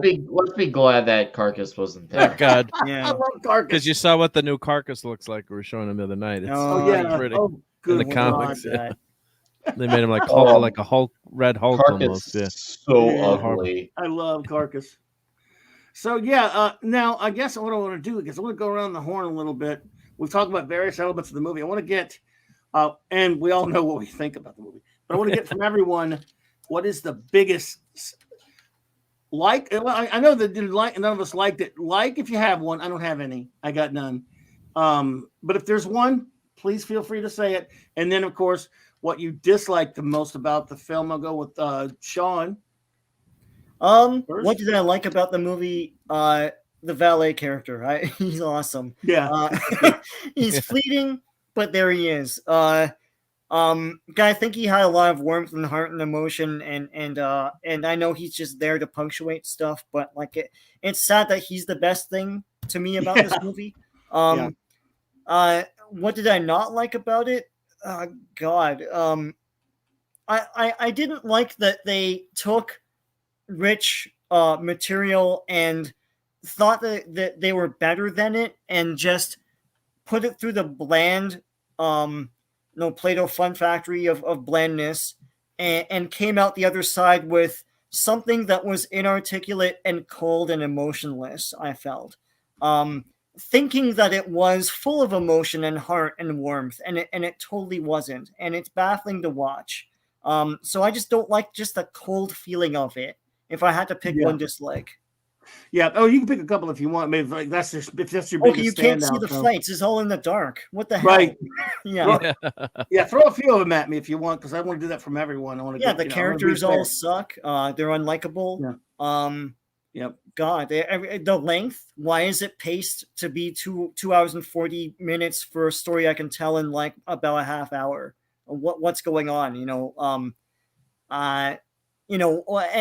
they're all of the points that they're trying to make, that I feel they're trying to make, are undermined by their own inept storytelling. It's like, as I said before, it's like, why are the Eternals doing everything for the humans? Are you trying to show me the greatness of humanity? You're not really doing that. It's like, there's surface level, like, yeah, this character has a family and this character loves this thing, but I don't really see why. I mean, yes, I know these things. You're not telling me anything new. There's no revelation here. There's nothing clever here. So yeah, it's boring. It misses its mark. It's frustrating to watch. It's not something I would watch again. So anyway, once was enough. I appreciate that, J-Man. But by the way, hello, Vincent Harris and Shay Nolan and Cam and everyone else who's popped in. Great to see y'all, Phantom Outsider, buddy. I appreciate you all being here. J-Man, basically, if there's anything that at least makes you sort of that you liked a little, and a couple of your favorite gripes, even if it's already been old ground, please, just want to basically get that from you. Okay, so I do like when we're in space and the Celestial kind of talking and how they communicate. I like that. He doesn't look, I like the bulky look of the comics. But I didn't read the comics going in. So but I do like the way that, he was talking, and like, just like the look of that space area was kind of neat. I thought Sprite was kind of cool. She was okay. That's kind of it. I do like the idea that I don't like, I mean, obviously Icarus is a good guy in the comics, but I mean, in the movie, him just becoming evil and killing all these losers, I kind of like the idea of like him killing everybody because they're all boring. And I'm not even trying to, I know it's kind of, I'm a bit funny, but I'm almost not that funny, because Sean will tell you, it's like, I'm just like, just kill all these losers. They suck. And I like that Sprite teamed up with them, because I like the idea that because I like Sprite and I like the valet too. He's good. I wish the three of them would just team up and just kill all the other Eternals, and that would have been great. What I didn't like is that Icarus then died. I didn't like that he died. All the stuff that Sean said, we had a discussion on it when we came out of the theater. All of his points, exactly the way he said them, is exactly the way I would say them. My big problem is the cardinal sin of any movie. It doesn't matter what the source material is. Look, it's bland and boring. I'm actually not angry, because I don't have the comic book knowledge on this one. So I'm not angry. Like, there are some bits of Captain Marvel that made me angry. There's bits of Iron Man 3 that made me angry. There's bits of other Marvel movies that have angered me, obviously Last Jedi and these kinds of movies. This movie didn't anger me, but it's even worse than that, because anger still means I had some emotion towards it. This was just very bland. Yeah. And it's just boring. This is guys, it's a sin. I don't care. Like, I love the Conan movies. They're not exactly the Robert E. Howard things, but they're fun, or they're exciting, or there's something, there's a story there. Sure. There's nothing in this movie. It was so bland. It was, I don't know, it's hundreds of millions of dollars that they pissed away to not tell any story. All they did was they cast diversity, and they said, we won. They took your $200 million or whatever this cost, and they said, we cast, 10 different racial minorities and one white guy, and now we're the best movie ever. It's like, no, you're not the best movie ever. You have to do more than that. You need to tell a story, and they didn't. It's boring. I don't care what anyone says. Oh, this and that. It's boring. That's boring. It. It's boring. I have an Eternals update that you're not going to believe, folks. Oh, no, wait. Green Light Part 2? No, it's just a personal one. But last night when I was sitting in the theater waiting with an impending sense of dread and doom, you ever go to the theater and just go on Facebook? And I go on Facebook to post like the check-in thing that I'm at the theater just to joke around. I'm going to see this movie. Right.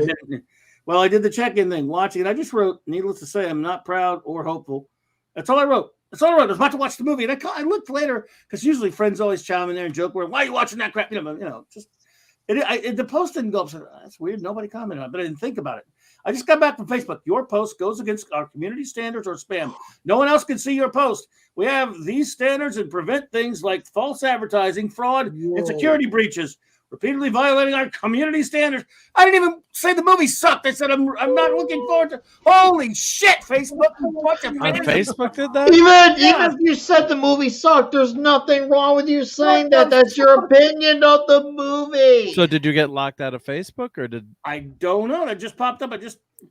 Holy shit! Let's see. It says, if you think we've made a mistake, if you think you can disagree with this decision, how about go fuck yourself, Facebook, you pieces of shit. Let's see. We've made the same. Let's see. Continue. You eat a bag of shit, Facebook. Maybe they won't let me on now. I'm writing disagree with the decision and go screw yourself, you jackasses. So Facebook doesn't want you to. Hey, everyone. you can't say movie's bad now? I use Facebook because of the show. Don't say Eternals is bad. Don't even say anything about Eternals. Oh my God. So, okay, excuse me. Highlander 2 was the best movie ever. I don't want to get banned from Facebook. I mean, how could you possibly say Highlander 2 was a good movie? I love Highlander 2. We'll get into that in a minute because that's a bomb. Wait, your account status. Your account may be restricted if you violate again. What in the mother of God? That is messed up. Really? So your post is hidden. Then if I go to Facebook, I can't see. I can't see it. I just checked. It's not on there. Now I did post yesterday about my thing about I need a shirt that reads I survived viewing Eternals and only this lousy T-shirt thing, and that made it fine. Yeah, that's on there. So what in the hell is wrong with you? I mean, Facebook's garbage, but Jesus, you got to appeal that anyway, just so it's not on. I wrote disagree with. That's all it gives you the option for. Do you disagree with this? Yeah, you stupid jackasses. And I use Facebook. I've used it since 2008. I use it for the show, my group for the show, and Messenger. Yeah, I wouldn't use Twitter if I didn't need it for the show, networking and stuff. But what the hell? That was just a check-in thing. I didn't even say this movie sucks. Don't go see it, or I'll kill your grandmother. Fucking Jesus, God, man! Wow. Oh. Well, hopefully that's just the algorithm going crazy. Because if they program that you can't even say a movie is bad anymore, then that's. But I didn't even say it was bad. And you didn't even say it was bad. Yeah, you're not optimistic. Yeah. You must be optimistic next time you go see Eternals. What kind of pansy does that to a check-in at a movie theater that I'm just paid money to go see? Yeah. Fuck. Nicholas, anything you might have liked, and just what I see here. Yeah. Hold on a second. I know you have to run in a second. You said so. You can do it quick. All right. So what I'd have to say is, well, at first I seemed to like Druid because even though he was technically a hero in this movie, he came off very villainy, and he was the one who was ultimately right. But then I realized, then later on I realized, heroes are villains, villains are heroes, gray areas. It didn't matter anymore, so I stopped caring at that bit. And I like that they were trying to do a story that didn't have to involve other characters. I respect that aspect of having something self-contained, even though they mentioned Thanos, in passing, and that was very sloppily done and made. I do like the idea of a self-contained story in that regard, because I'd say it was like 97, 90% self-contained, besides the Thanos mentions. It was even then, and I don't see why that would be any less self-contained, even though the reasons for all of it is really sloppy. That's about everything that I like. So The characters are horrendous. The movie looks horrendous. It's like, I think it might be as bad, if not worse, than even the things Zack Snyder has done. Like, and I have a very strong disheartening towards the Zack Snyder DC Comics movie. So this really, like, somehow did it even worse. And I have no skin in the game with these characters long term. It's just so much more bland and just so much more unentertaining and boring. And you're thinking to yourself, when is this going to end? You got my girlfriend saying, hey, let me go get you a refill. Like, oh, and then like I see the Arrows guy, and I like, because I knew about the scene happening in advance, but I was just seeing who the guy was. I'm like, oh god, you're that boy band guy. I'm like, oh great. He looks like he needs a skinny soy vegan gluten-free latte, and like, oh my god, it's that guy. Oh great, here we go. Like, oh man, it was once again, it was too long, but at the same time there was not enough. So the movie is an absolute mess. The characters you can care for, and most of them were disposable. You could have taken a lot of them out, and it would not change anything about the movies. I liked one more part. I liked when you see the one Celestial stand over, and you see how Earth is reacting to him, because that's a giant thing. I did like seeing humans react to a Celestial, because that's a big thing. But that's it. Obviously, the conversations with Super and all these feelings of, I love you. No, I mean, like, oh, God, just get Jerry Springer in here already and let them have him duke it out. Like, seriously. It's like a soap opera with all the, oh, but I love you. And then, of course, the one straight white character with Icarus. I was just like, of course you did this. Of course you did. You couldn't help yourself to have him be a hero. And the characterizations were absolutely atrocious. Cersei's not a leader, and that's fine because she's one of my favorite characters in the original books, and I'm like, she's not a leader. What are you doing? No, she just wants to party. She was so indecisive, yeah.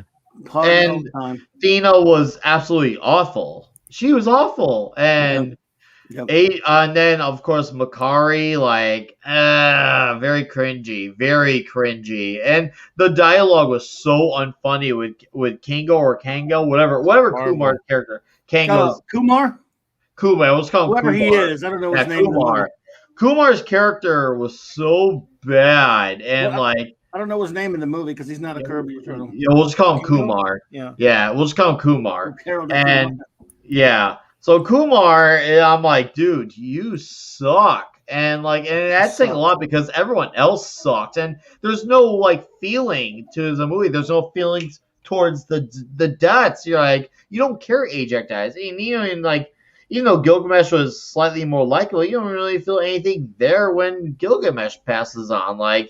There's just nothing there to feel. This movie, it's like this movie just exists to pass the time. And yeah, it does that, all right. Very slowly. This movie is atrocious. When I got out of theater, I would have given it maybe a 4 out of 10, but my score has gone down since then. Wow. And I'm probably going to go with a 3 out of 10. And there you go. I'm still wondering if I'm being too generous with the 3 out of 10. Yeah, you're feeling very generous tonight, buddy. Yeah, I feel like that's too much praise. And once again, just because you're a talented director, you got all these credentials, doesn't mean you will handle a franchise properly. Just because it's your vision doesn't mean it's going to translate even for normies. And this movie is a definitive proof of that. Not just when you push away the comic fans, but also the normies. So now when people want to try to say, oh, but my vision for my director is look, hey, say hi to Eternals here. They'd like to have a word with you about my vision. Marc, done with the movie. I'm never watching it again. Never watching it again. Me either. Marc, a few words about sure. along those lines. I agree. What everyone said so far has said it really well. I missed that first opening, the opening line. So thank God I didn't sour on the movie till a little bit later because I didn't know that had happened because I would have been really ticked off. The opening, I guess, was okay with, you get your generic, you're getting your generic action scene. And, I do love hearing Pink Floyd in time. I thought some of the exterior shots were beautiful. I agree. The interior was, was dark and dreary. The fights were just boring, generic. I like seeing it was an ancient city of Babylon we got to see, or Mesopotamia. Mhm. I thought that was kind of cool CGI. I mean, I got to be CGI. It loses a ton of points for no Kirby art influences, all colors, no machine. Like even when they're showing us the past, there's the Celestials. Not even like one. Give us Not a even like a couple of little nod. Kirby machines or their spaceship. I can't remember in the comics, was their spaceship a slab? It couldn't have been a slab. No, right? It wasn't a red kind of. It wasn't the monolith.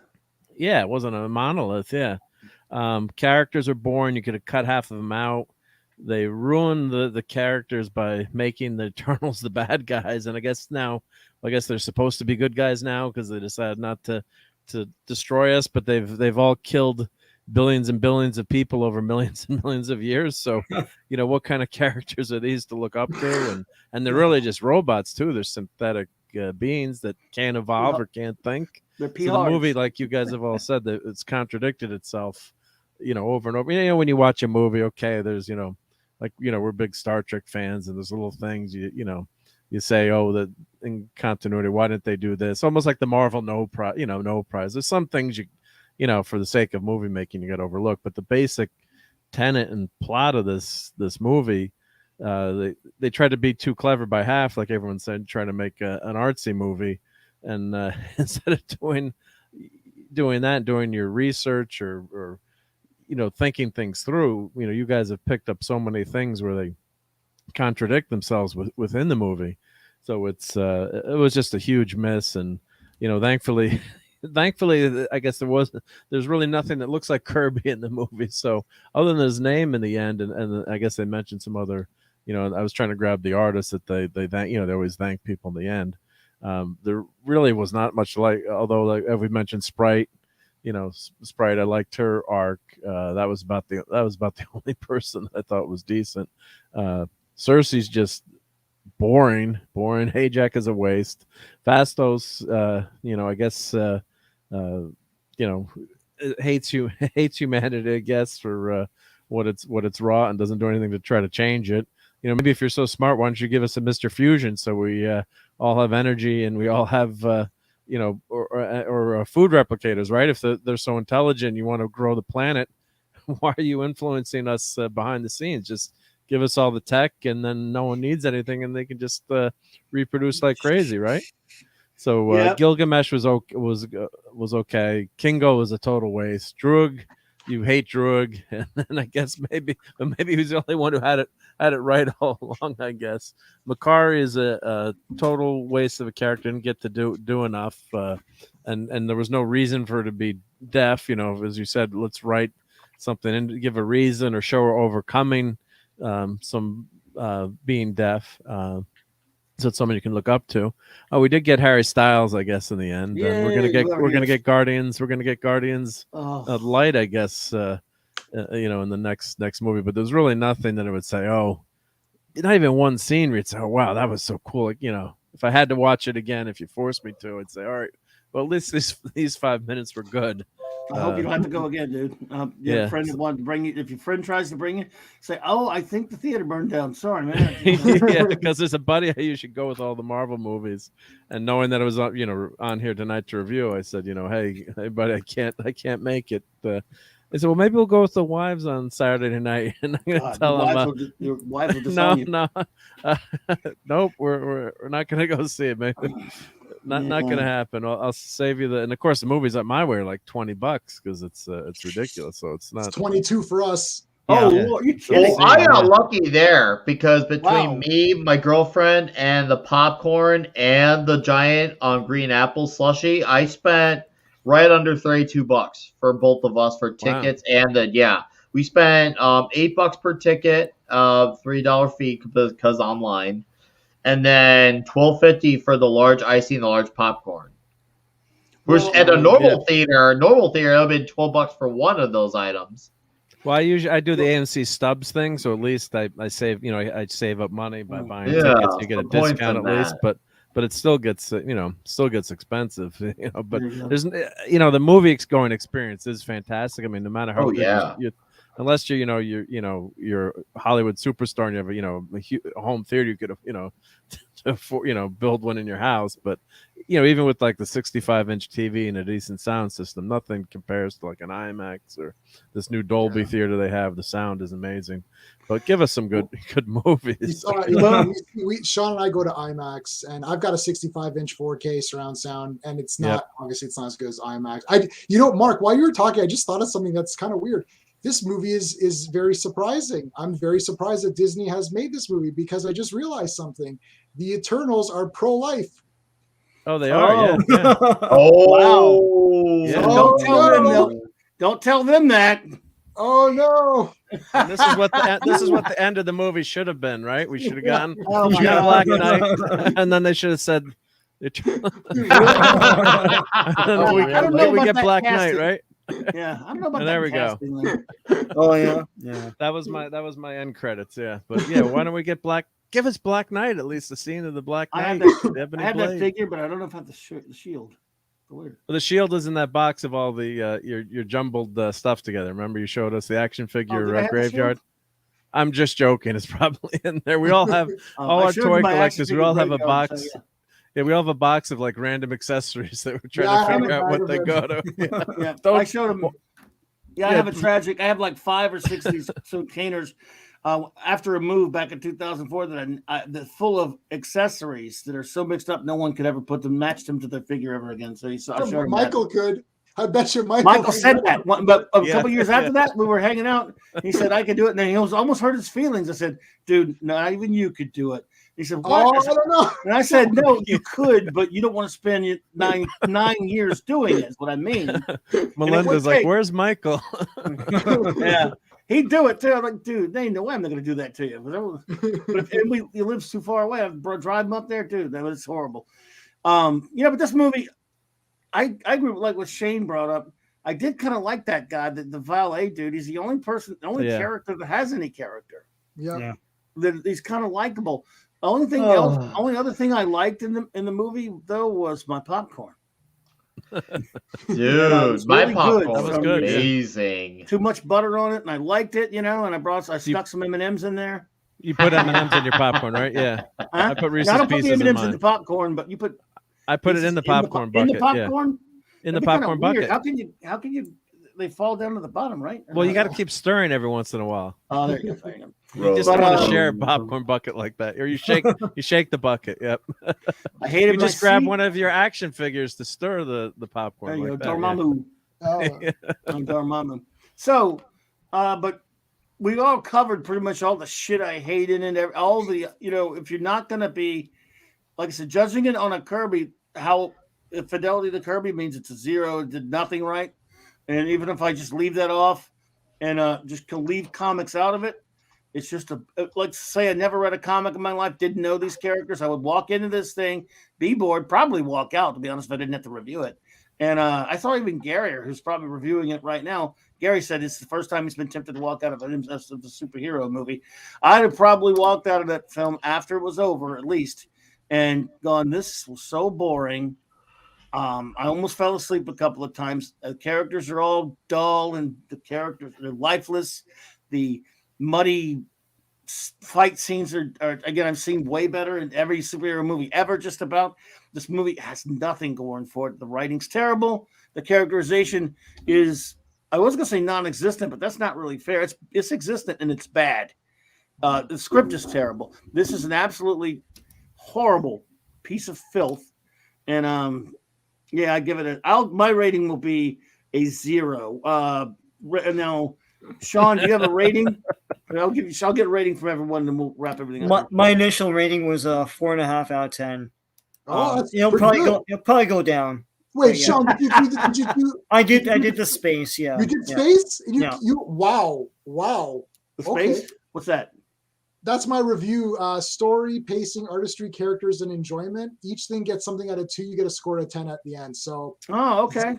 0 is bad, 1 is okay, 2 is good. So the story, the pacing, the artistry, for each thing, characters, and then the enjoyment is sort of like, even if you know a movie is bad, but you really had fun watching it because it was so bad it's good or whatever, you can give it 2. Yes. So a movie should get 2 out of 10 at like The Room with the Tommy Wiseau movie Room, like that. Get a 2 because it's a lot of fun to watch. Because you laughed at it, but You laughed and you had fun. But you're not supposed to laugh at it, so that should cost it, even though you think it's fun.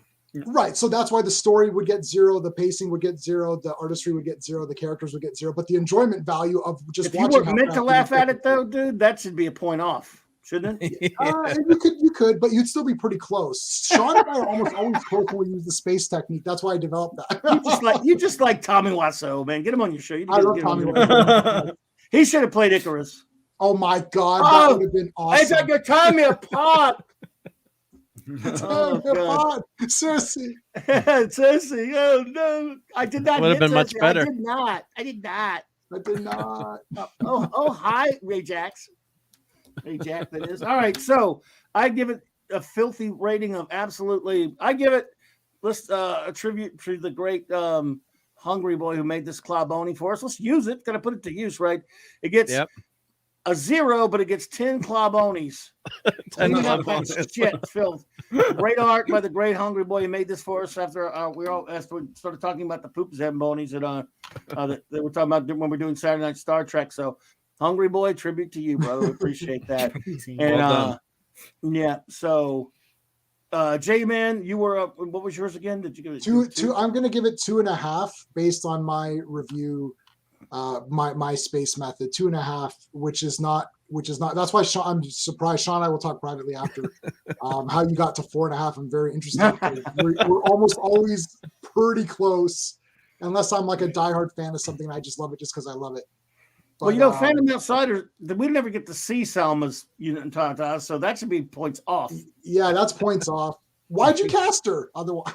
Yeah, if I know. Well, she was very covered up. Yep. Well, we did get to see. Who did we get to see? Lex Toxicity. 2 love scenes, right? Yeah, we had two love scenes. Yeah, you love that, I'm sure. You talk about a movie should go into the sub like minuses for wasting Salma Hayek. I'm just saying. Steve Mitchell, what's up, bro? All right, let's see. We got Nick's Mark rating. Probably 3.5. I give it 1 point for Pink Floyd using Pink Floyd's song. 1 point for maybe some good visuals, and I guess Sprite and who else did I like? The valet, I guess, gives it another point, and maybe a 0.5 point. I got a night out with my daughter and had some popcorn. It was fun to go see it. She was much more kind to it, kind of like I normally am, but I don't think she. I was telling her what went wrong on the way home, but it's just it's not a movie I'd watch again. I'd watch I'd watch Shang-Chi over this anytime, or at least that has some fun fight scenes and some good action pieces. There's nothing redeeming in this movie. He said it turned him into a villain. I'll give him that.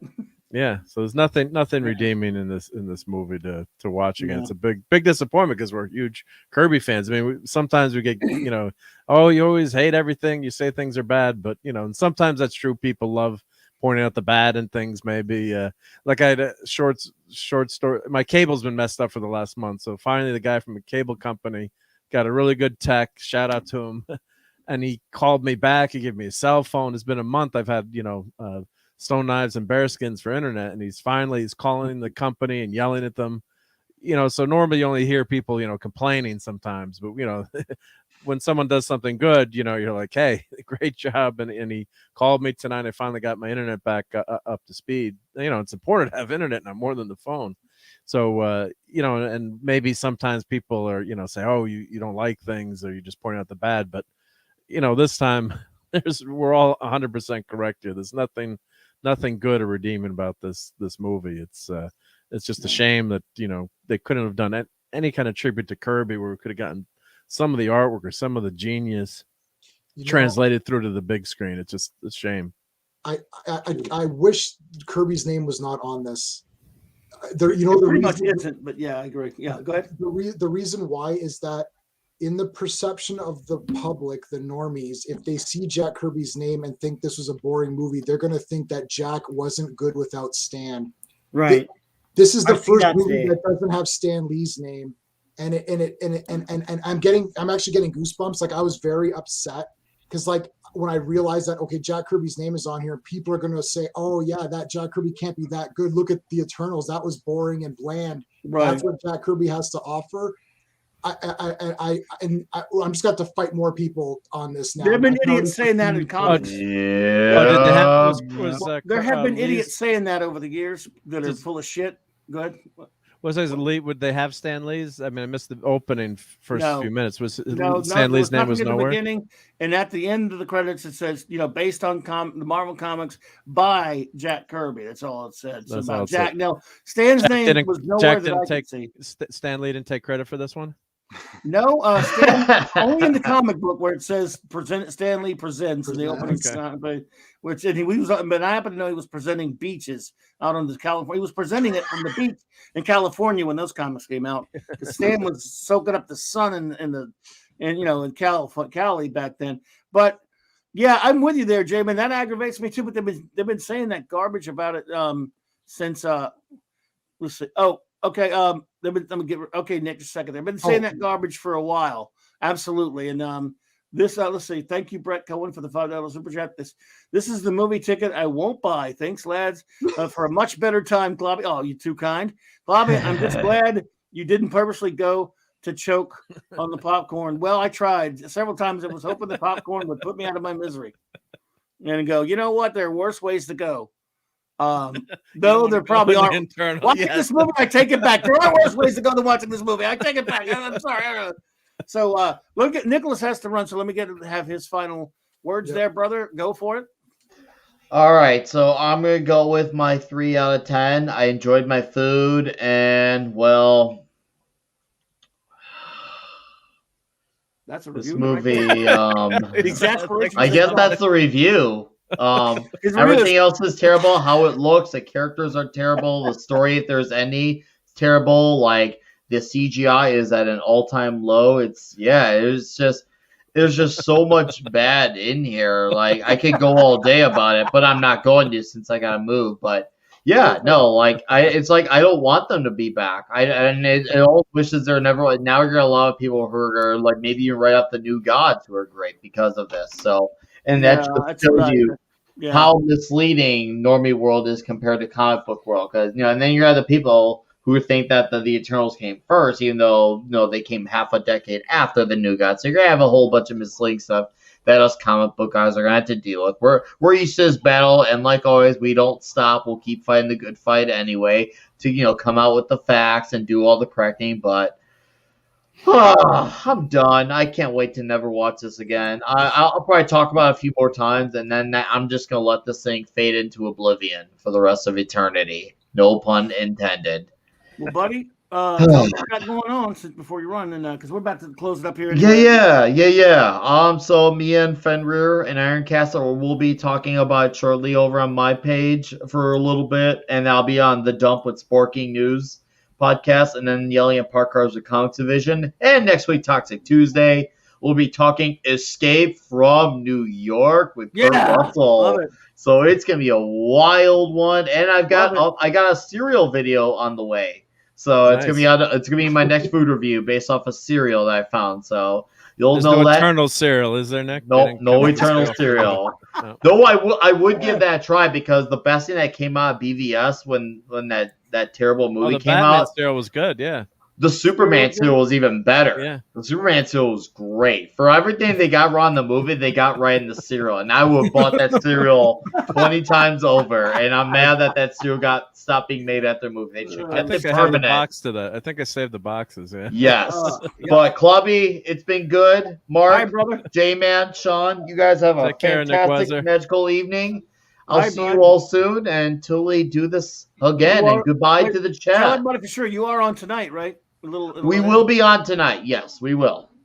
All right, bro. Well, if you want to come on, when you want to get on Doomcock, you just say the word. All right.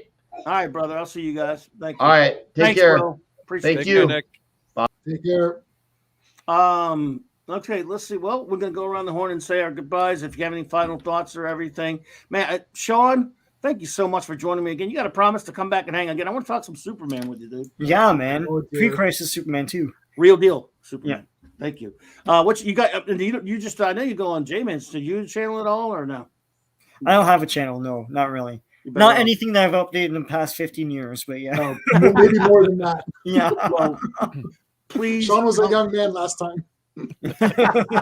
Yes, well, dude, man, I love talking to you, Sean. So please come back and hang with me, man. Whatever topics we got going on, Superman or Pleasure being something here. like Thanks that. for inviting me. Yeah. Thank you, man. Open invite anytime. And J Man, same with you, brother. Thanks for hanging, buddy. We gotta think of something to talk about again soon.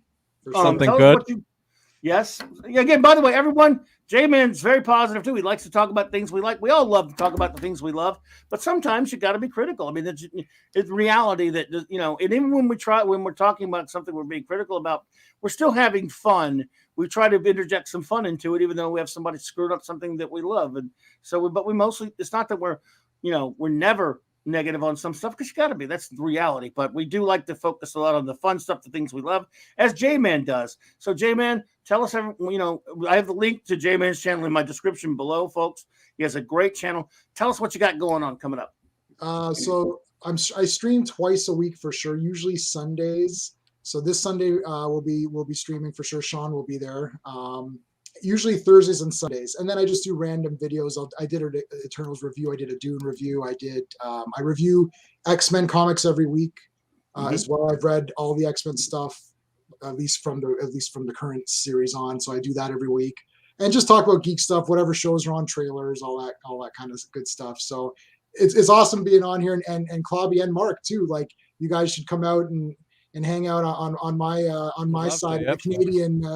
On the Canadian side here, and bring my talk passport. geek stuff with us. So, well, J-Man and Sean, I probably had some point in my life, because I'm very old, met a Canadian person or two somewhere, bumped into him. But until I started on YouTube a little over a year ago, I can't say I've known very many, and I've made so many wonderful friends here that just happen to be, and it has nothing to do with, because we're all on the internet, so it doesn't matter where you live, right. but happen to be Canadian. And I've learned more about Canada, meeting so many wonderful friends, including you guys here, just in the past year and a half since I moved my show to YouTube. So I'm learning a bunch. And again, you guys are, you guys are the kind of geeks that I've hung out with all my life. So you're just like all my greatest Greek, geek friends, and I appreciate you. And there's a link right there to show, J-Man's page, everyone, and his YouTube channel. If you have not already, everyone who's listening to me, please go subscribe and follow his channel, because he does great stuff, and his shows are a lot of fun. Great stuff over there. Yep. My chief engineer, the great Marc D with a C. Thank you. Going on, bro. Well, I'm going camping this weekend, so I might miss Saturday Night Star Trek, or I'll have it on my fired. phone. I'm fired. Yeah. So I won't be probably posting, or it depends on how cold it is. If I'm in the tent with the laptop trying to post and my fingers freeze, you'll know why. But I might be just listening. But I hate to miss that. I don't know why they schedule these camping trips with the troop. They shouldn't do that. But and then Sunday night I'll be back and hopefully warmed up. I'll do my Sunday night late night show with you, Clobby, and whoever pops in. I think Arwen's going to try to be there this time. And during the week, just like J-Man, do short videos, or I just did an unboxing of this old figure I found in the basement, which is Dormammu, which is a really cool figure, and it's got this. Nice. I got to put him up next to my Doctor Strange, but yeah, we all love guys, these J-Man and Sean, have you ever seen these videos he's done with the tours of his offices and his basement and stuff? There's a toy museum. It's insane. You should see it. Awesome. So I can see J-Man, you've got some cool stuff back there too. Yeah. So it's always fun to And I'm sure Sean's got some cool stuff somewhere, but just not in the background there. Yeah. Sean has a lot of stuff. Oh yeah, I'm sure. Yeah. You gotta display it all though. Yeah. Yeah. So we got to hide him from the wife. My wife is God bless her, but what you really need more stuff. What's on the Christmas list? I'm like, I have to have that new Enterprise that Play School has. Where are you going to put that? I'll find a spot. Yeah. But you're fired in grade 8 seconds. Yeah. 6. Good to see you. 6. Yep.